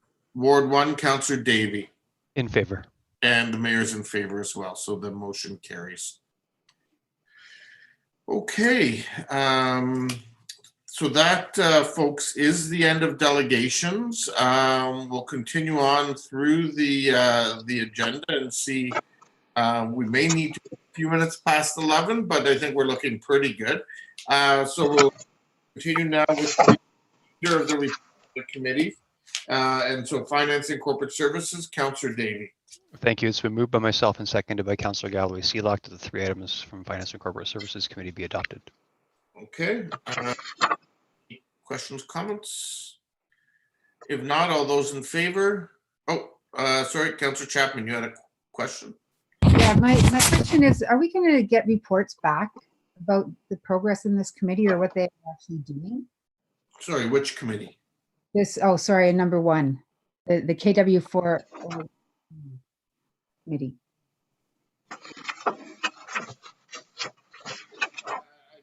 I believe that, periodically be getting updates. Mr. Chapman, are you aware, or? Through the mayor, what I would envision is that in the early stages, there will be more frequent communications to council as the Ontario Health Team ramps up. And then once they're operating, there will be a cadence of regular reporting. It's not clear what that timeline will be, but yes, I can commit that there will be regular updates to council. Okay, because it's kind of outside of our jurisdiction in many ways, right? So it would be nice to know what's happening there. Thank you. And what I can say is they've made it clear that their expectation is of the person that will represent the organization on the committee, that they're updating their governance board regularly. And so I believe that they will be facilitating that type of communication, and I'll make sure it finds its way back to council. Thank you. Okay, so with that, the three items have been moved. All those in favor? Opposed? That is carried. Move on to community services. Councillor Ioannidis, balance of the report. Thanks, Mayor Urbanovic. It's been moved by myself and seconded by Councillor Schneider that items 1, 2, 3, 4, and 7, 8, 9 be adopted. And 5 as well, right? Did I not say 5? Sorry. Yeah, I didn't hear that. If you did, my apologies. Councillor Gazzola. Yeah, when we dealt with this at committee, I asked if we could get some more details on keeping the golf courses open, as to what was there any possibility of closing those back 9 holes or something, and some details on what the financial experience would be. I haven't seen anything. I would have liked to have seen that before we dealt with it tonight. I believe there was some course. Is this Miss Councillor Gazzola, from staff around the nature of the agreement with the province and so on? I don't know if there was a lot financially there. Mr. May, can you help us? Yeah, through you, Mr. Mayor. Yeah, I can certainly follow up with Ms. Kugler and have those details provided. What I can tell you, because we did have this conversation, is that the numbers clearly show that the cost that we would save by closing the 9 holes is far outweighed by the revenue we would lose. But I can certainly have Ms. Kugler. I would say by tomorrow you'll have an email on it. okay? That's what was said last week too, that the figures show, but I just said I'm a doubting Thomas. Can I see the figures? And does this have to be decided tonight? Yes, it does. Is it something that could be deferred? No, the MTO needs this decision so that they can proceed with issuing their tender package to commence this work. When is the work going to take place? I don't have that information in front of me, Councillor Gazzola. What I can tell you is what I just said. The MTO needs a decision tonight so that they can proceed with this work. My fear would be if council delays this, the MTO will proceed without the cart path, which would have substantially negative impacts on the golf operations. Is that it, Councillor Gazzola? That's it. Okay, so the balance of the report has been moved. Those in favor? Opposed? That's carried. Moving on to planning and strategic initiatives. Councillor Singh, balance of the report. Okay, your mic's not on. Sorry, I was a little late to turn on my video. I had raised my hand in support of the last items. And items in Planning and Strategic Initiatives Committee moved by myself and seconded by Councillor Marsh. Thank you. Any discussion? All those in favor? Opposed? That is carried. Yikes. Hold on. Oh, here we go. Okay. We will now move on to unfinished business, new business. Councillor Chapman, you have a motion that you've brought forward about the Anthem of Freedom. Yeah, I won't read the whole thing. It's I'll just read it. Therefore be it resolved that the City of Kitchener continue to show its leadership in advancing the city's work on equity, anti-racism, Indigenous initiatives, and social justice issues, and further be it further resolved that as part of the city's commemoration of Black History Month in 2021, the City of Kitchener play the Many Roads to Freedom video at the first council meeting in February to honor Black History Month. And be it finally resolved that for future years, this idea be referred to the staff and committee members of the Communications Committee of the Mayor's Task Force, et cetera, et cetera. Thank you. And do I have a seconder for that? Councillor Marsh, thank you. Any discussion? Councillor Singh. Yeah, thank you, Mr. Mayor. I have a question for either Councillor Chapman or if not, then staff. Councillor Chapman, was there any consultation with community groups pertaining to your motion, especially any members of the working group from the Mayor's Task Force for Equity, Diversity, and Inclusion? The idea of bringing this motion forward came from a newspaper article that was in the paper announcing this video that had been created by the Afro-Canadian community and asking people to use it in the schools and in other centers. So I took the initiative based on that. Okay, thank you. So a question to staff, what would be their recommendation? Would it be a good first step to have this referred to the working group for their comment, and or would staff be satisfied but it's supported as written? So through you, Mr. Mayor, there are two things happening. There's a subcommittee of the task force that's looking broadly at how the city marks these type of celebrations.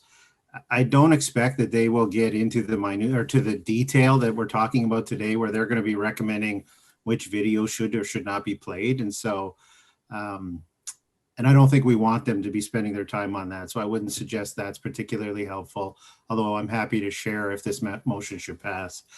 The other thing that's happened is staff have already begun to engage with local members of the African, Caribbean, and Black communities to talk about how the city can best support the celebration of Black History Month. We do believe that instead of the city going out and creating a whole bunch of new celebrations or doing something on our own, it's fundamentally important that we support Black-led organizations that are already working to support Black History Month.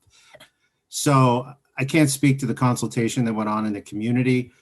If this motion were to pass, I guess staff would go back and inform the local community that this decision had been made. Okay, all right. Mr. Mayor, I may be more inclined to refer this. I like what, the direction that Councillor Chapman is leading in the city, trying to do something more so to recognize the importance and significance of the Black History Month for the month of February, but just to ensure that we touch base and make sure that the voices are inclusive, to see what their input is, especially the leaders from the Black community and the Caribbean community. That may be prudent step to take. Again, this can be brought back in January once this is referred. So I'll leave to hear from other comments as well. Mr. May? Mr. Mayor, all I would ask, if council is inclined to go down that road, is my preference would be to not have to create a full staff report on this. I'll be honest, this is a tactical initiative. If you're going to refer it, I'd suggest you refer it to staff to consult with the ACB community, and those discussions have already been underway. If they support it, we do it, and if they don't, then we would send an email to council. Mr. Mayor, I'd be satisfied with that step. Okay, thank you. Councillor Gazzola? Yeah, actually, I was going along with Mr. May. I wanted to know, do we really need to have a resolution for everything? We've got resolutions coming out of our everywhere, resolutions after resolution. I just thought this was something, who can really argue with it? I thought it would be something that staff could look into, and at the time, do it. Who could argue with that? So I think, I don't know, it sounds like Mr. May is thinking somewhat along the same lines, and we're inundating we're inundating people and things and staff with all our resolutions when they're common sense things that should be just done, period. Just my 2 cents. Councillor Marsh. Thank you. Thanks, Councillor Gazzola. Yeah, I would be amenable to that. I don't know what as the seconder, but it's up to Councillor Chapman. But I regardless, I think that we would want it for sure. Make sure that we invite the creators of the video to come and speak at that council meeting. So Miss Loris, Miss Marcia Smelly, and whoever else was involved. There were several. 3 of them were on the cover of the paper last month. So let's make sure that we do it properly. No, it's done. Oh, sorry. Councillor Davey. Okay, so yeah. Unfortunately, I would queued in before I heard Councillor Marsh's comments. I was actually inclined to go in the other direction, and that was if we're going to refer it to staff, it doesn't even need to come back to council. Like we're talking about playing a video in advance of the meeting. So my preference would be that we approve it in principle pending staff's confirmation with the stakeholders in the community. And if staff's going to come back with the recommendation of approval, it doesn't even come to us, it just happens. So that would be, I think, the simplest way, the most efficient way. And that would be I don't know if that needs to be an amendment, but that would be my recommendation. Okay, Councillor Schneider. Thank you, Mayor Bravanovic. I think what Councillor Chapman is trying to do is to have us as a council say that Black History Month is important and we want to pay tribute to it. And I think that is a wonderful thing to do. I do, after hearing some of the comments, I do want to do something, and I just want to make sure that that community is okay with what we're doing. So I would support maybe saying in principle, as Councillor Davey said, let's do this in principle and just check to make sure it's the right thing. But definitely want to, as a council, part of this council, support Black History Month. Thank you, Councillor Schneider. And just to that effect, as Mr. May said, there's already dialogue going on with representatives of the African, Caribbean, and Black community, and we'll no doubt have more information on that in the new year, in the lead up to February. I'm happy to support Councillor Chapman's motion the way it is, or I'm happy to have staff simply refer it. I was at the event last year during Black History Month when this video was launched. It was an event organized by the Caribbean Women's Association, and it basically highlights Canadians of African, Caribbean, and Black background who have played an important role in our country's history. So I can't imagine that there would be any concern with it. I am cognizant of the fact that one of the principles of the work that we're doing, we've many of us have heard the saying "nothing for us without us," or some version thereof, and so that principle of checking in is always a good one. So, Councillor Chapman, are you fine with that? We normally don't take friendly amendments, but are you fine with that being a friendly amendment, and as part of your motion that staff would consult with the community just to make sure that they have no concerns, and then it would proceed? So we're passing it in principle and with the condition, I guess, that staff would engage with the community. If that's what you're saying, yes, I'm fully in support of that. Yep. Okay, great. Thank you for that. So that is the motion, and Councillor Marsh, you're fine with that as well as the seconder? Great. So all those in favor? Any opposed? That is carried. Thank you. Moving on. Any questions and answers? Councillor Marsh. Yeah, I have a late starter if it's possible. Yeah. My apologies. That's okay. So before we do that, I'll take a motion from you to waive notice on your motion concerning cannabis retailing. Those in favor of waiving notice? Oh, sorry, actually, I need a seconder. Councillor Marsh has moved it. Who's seconding it? Councillor Schneider, thank you. Those in favor to waive notice? Any opposed? None? Okay, so Councillor Marsh, over to you. Thank you so much. All right, the clerk was ahead of us here. There we go. So, you know, back in early January of 2019, we said yes to opt in to allow for cannabis stores to be placed in our community, and then a change of government and a change in approach, and here we are now with community members and business owners being quite concerned about the fact that we have, well, we only have 2 open cannabis retail stores, but we have 12 that are have been accepted as applications by the Alcohol Gaming Commission of Ontario. And so I would like to join the likes of the City of Hamilton and the municipality of, there's another municipality that I will name in a minute.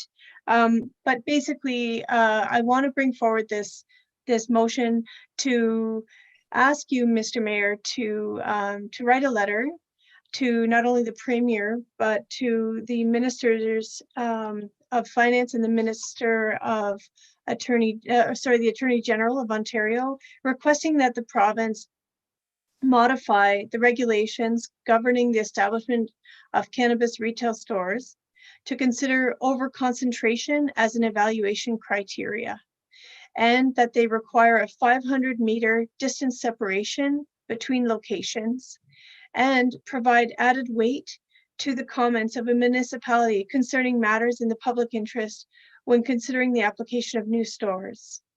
And that this be also sent to our body throughout Ontario, Association of Municipalities of Ontario, as well as the Federation of Canadian Municipalities and other municipalities in Ontario. I just want to add that I chose the 500-meter distance separation as a suggestion based on a precedent set by bylaw that we put forward to regulate distance separation between payday loan establishments. And so it's just to be consistent with previous bylaws. Okay, thank you. And just, I mean, to your point, some of the other ones include Chatham-Kent, Clarence. Clarence Rockland, that's the one. Yeah. And I believe there were others as well. So it has been moved. Is there a seconder? Councillor Johnson, thank you. And just before we open the floor to any questions or comments, I will note that I did already speak to the minister about this 2 or 3 weeks ago. And in fairness, he was quite surprised to hear about the numbers that had applied. At the time, in terms of the 7 applications in the downtown, 6 of them have reached a stage of approval where essentially it can't be reversed.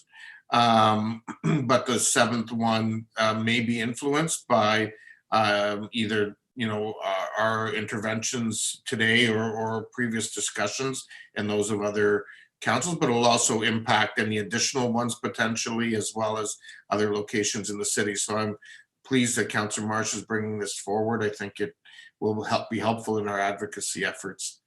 Any other questions or comments of Councillor Marsh's motion? If not, all those in favor? Opposed? That's carried. Okay, Councillor Singh. Yeah, thank you, Mr. Mayor. So my question is to staff regarding our outdoor ice rinks. from what I've been hearing from the community, I can only speak to at least Ward 6. There are some ice rinks that are, we're finding a challenge to find volunteers this winter. And my question to staff was, is there an avenue where that perhaps we can take an approach where it will be city-led, using our staff to ensure that we have, the usage of these rinks in communities where there are volunteers that are not coming forward. And it's understandable, obviously, due to the pandemic, people are using, different levels of precaution. So that's affecting volunteerism as well. Can we ensure that? So I'll leave to staff to answer, I guess. May? Through you, Mr. Mayor, if worse comes to worse and we are unable to secure volunteers for the final few outdoor rinks, that is exactly what we'll do. That's fantastic to hear. That's great news for those neighborhoods. Thank you, Mr. Thanks. Councillor Michaud? Yes, I just wonder if, I think it's a good idea to maybe get staff involved with some of these rinks, because there are challenges in certain areas, but I'm wondering if we get the staff involved, but still try to recruit volunteers. Sometimes it's easier to get volunteers when the job's, when the rink is made and they're using it, and then you'd probably get, I think building the rink is the hardest part. So I just thought I'd put that out there. Okay, thank you. There doesn't appear to be anything else in terms of regional council update. Reminder that this is a regional, well, a couple things. Number one, we have an all council meeting this week, so a reminder of that for council, and also a reminder that there are 2 Indigenous training sessions left, one later this week and one in January, and all members of council are to be scheduled in one of them. The region will be dealing with its budget next on Wednesday, and then we'll be finalizing it in January, I think, on the Wednesday after ours is finalized. Those are probably the main issues. I will make some comments at the end just about the upcoming holiday season and how we're tracking number-wise and so on. But I'll leave that for the end. Moving on then, we have the first reading of the bylaws. I understand there are some late starters. Mr. Clerk, or Madam Clerk, can you assist us? I can. Thank you very much, Mr. Mayor. Yes, we have 3 late starters. One coming from Community and Infrastructure Services Committee, item number 1, and 2 coming from items 1 and 2 from the Planning and Strategic Services Committee. Thank you. Okay, thank you. And do I have, sorry, I'm just running out of space on my screen here with all these different things that are open. Do I have a mover for that? Moved by Councillor Johnson, seconded by Councillor Galloway-Seelock. Thank you. All those in favor? Opposed? That is carried. We'll now move into Committee of the Whole. Councillor Michaud has asked if I could continue chairing it for today. So I will take a motion for second reading. Moved by Councillor Ioannidis, seconded by Councillor Galloway-Seelock. Any discussion? No. All those in favor? Opposed? That is carried. Somebody want to move the tenders? Moved by Councillor Schneider, seconded by Councillor Davey. We have some questions. Councillor Gazzola. Oh, actually, before we go that, we're at 5 minutes to 11, so I'm going to need a motion to go past 11. We're almost there, gang. Somebody want to move that, please? Councillor Schneider, Councillor Davey, all those in favor? We need everybody. All those in favor? Councillor Gazzola? Now you have the floor, Councillor Gazzola. We started this morning at 9:30. There's something wrong with these meetings. Item number Day two. Go ahead. Item number 1 is over budget by almost $100,000, I think, on a $140,000 project. Is there anything we can do about that? Can we revisit it, or can we do anything? Mr. Reedman. Through the chair, so I did connect with staff on this, and so my understanding is that after reviewing the tender, it does seem like a reasonable price, and the cost will likely be made up through the construction. So these are two identical culverts that need rehab. So where does the 100,000 come from that we're short? The old money tree? So through the chair, the division actually has a bridge repair account that they do use to fund any variances that might occur related to bridges. And so that is the account that is being suggested. They did expect that the pricing would likely be higher. This is the lowest proponent, even though it is a proposal, and it is a reasonable price in terms of the work that's contemplated for these bridges.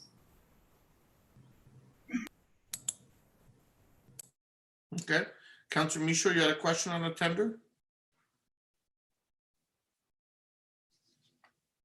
Your mic's not on, Councillor Michaud. Item number 7. No, we're not there yet. We're not there yet. Sorry. Okay, so just voting for the tenders then. All those in favor? Opposed? That's carried. Somebody want to move number 2? Councillor Galloway-Seelock, Councillor Ioannidis. Any discussion? All those in favor? Opposed? That's carried. Item number 3, prohibited dog designation. Moved by Councillor Johnson, second by Councillor Michaud. All those in favor? Oh, sorry, Councillor Schneider, you're voting or you have a question? You're voting. Okay. Okay. All those in favor? Opposed? That is carried. Item number 4, RepNet. Councillor Ioannidis, Councillor Chapman, thank you. All those in favor?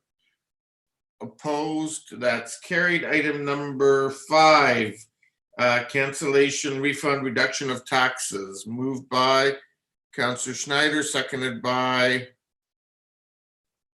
Councillor Davey. Thank you. All those in favor? Opposed? That's carried. Councillor Michaud, number 7. Oh, yes, Mr. Mayor, I forgot to do this earlier, but I have a conflict on this item due to my employment and will provide the clerk with the next necessary paperwork. Okay, thank you. Can someone move that, please? Moved by Councillor Johnson, seconded by Councillor Schneider. All those in favor? Opposed? That's carried. And for information is the KW Joint Services Initiative Committee report. Okay, no questions there. So does somebody want to move that the committee rise and report? Excuse me, I'm sorry, Mr. Mayor, I'm sorry to interrupt, but we have a late walk on for Committee of the Whole. That is report DSD 20-215, the request to purchase air rights over city-owned land, Brideup Street, for an overhead enclosed privately owned walkway. We also have the late starter from caucus. Thank you. So I'll deal with that, the air rights one first. Councillor Marsh indicated she had a conflict on that. So all those in favor? Actually, no, I need to move her first. Sorry. Councillor Davey, Councillor Ioannidis, all those in favor? Opposed? That's carried. And the other walk-on from caucus? Yes, Mr. Mayor, this is the late starter emanating from caucus today with respect to the right of first refusal regarding block number 1. 58M656 in the city of Kitchener, which is at 1011 Homer Watson. Okay. All those, is there a mover? Councillor Ioannidis, seconded by Councillor Schneider. All those in favor? Opposed? That's carried. Who wants to move that the committee rise and report? Councillor Chapman, Councillor Galloway Seelock. All those in favor? Opposed? That is carried. And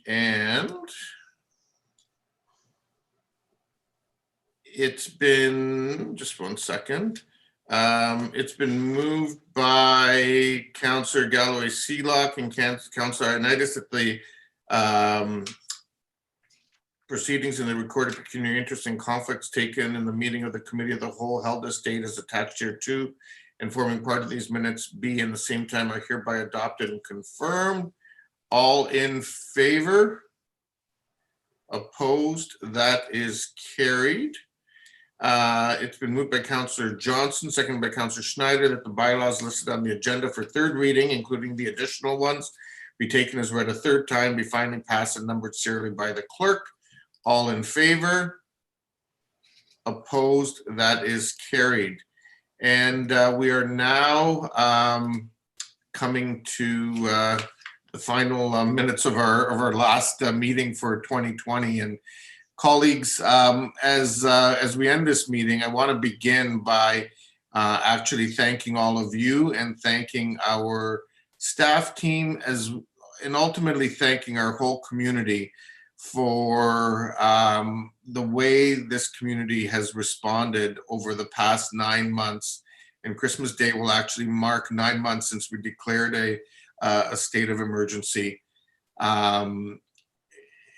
with respect to the COVID-19 pandemic. And I think I would be remiss if I didn't acknowledge the many, many hours of passion and work and effort by Dan and Michael and the entire CLT team and so many others who have put in lots of overtime, have been available 24/7, literally for the last 9 months, as we've dealt with something that none of us have ever experienced in our lifetime. And quite frankly, there's very few people even still alive today that have experienced it in their lifetime. There's no question that this has been a challenging time for many in our community and continues to be challenging. We've all had to make many sacrifices, but I think we need to remember that those sacrifices were made for the well-being of our community. And in particular, I want to acknowledge our healthcare providers and our first responders who have been literally dealing with this under the most difficult of circumstances. And while I know the upcoming holiday season and we're in the midst of Hanukkah right now, we've got Christmas coming up, we have Kwanzaa, or whatever people are going to be celebrating is going to be different because we're going to have to celebrate together but apart in the best interest of everyone, and to continue to keep our community safe, and to continue to, is our gift, particularly to those who have been on the front lines, whether it has been in terms of healthcare, first responders, but also so many others that have worked in our retail outlets to keep us fed, truckers, security, maintenance people. I mean, the list goes on of people who have been part of this story. My request to everyone is please, please, please respect and listen to the advice of Dr. Wong and the other professionals as we go into this holiday period. I know it's not going to be easy, but you know what? 100 years ago, we didn't have Zoom. We didn't have the ability to connect like we do today in order to stay connected. And you know what? There's many ways that we can still celebrate the holidays, celebrate each other. I think there's hope very much on the way with the first vaccine being administered today. I will actually, after this meeting, forward an update that I received from General Hillier, so that all of council has that information in terms of the first phases of the province's work in this regard.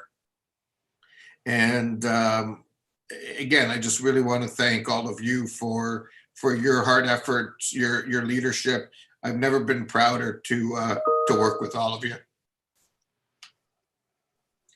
So with that, Merry Christmas, Happy Hanukkah, Happy Kwanzaa. Motion to adjourn. Councillor Davey and Councillor Michaud. All those in favor? Opposed? That is carried.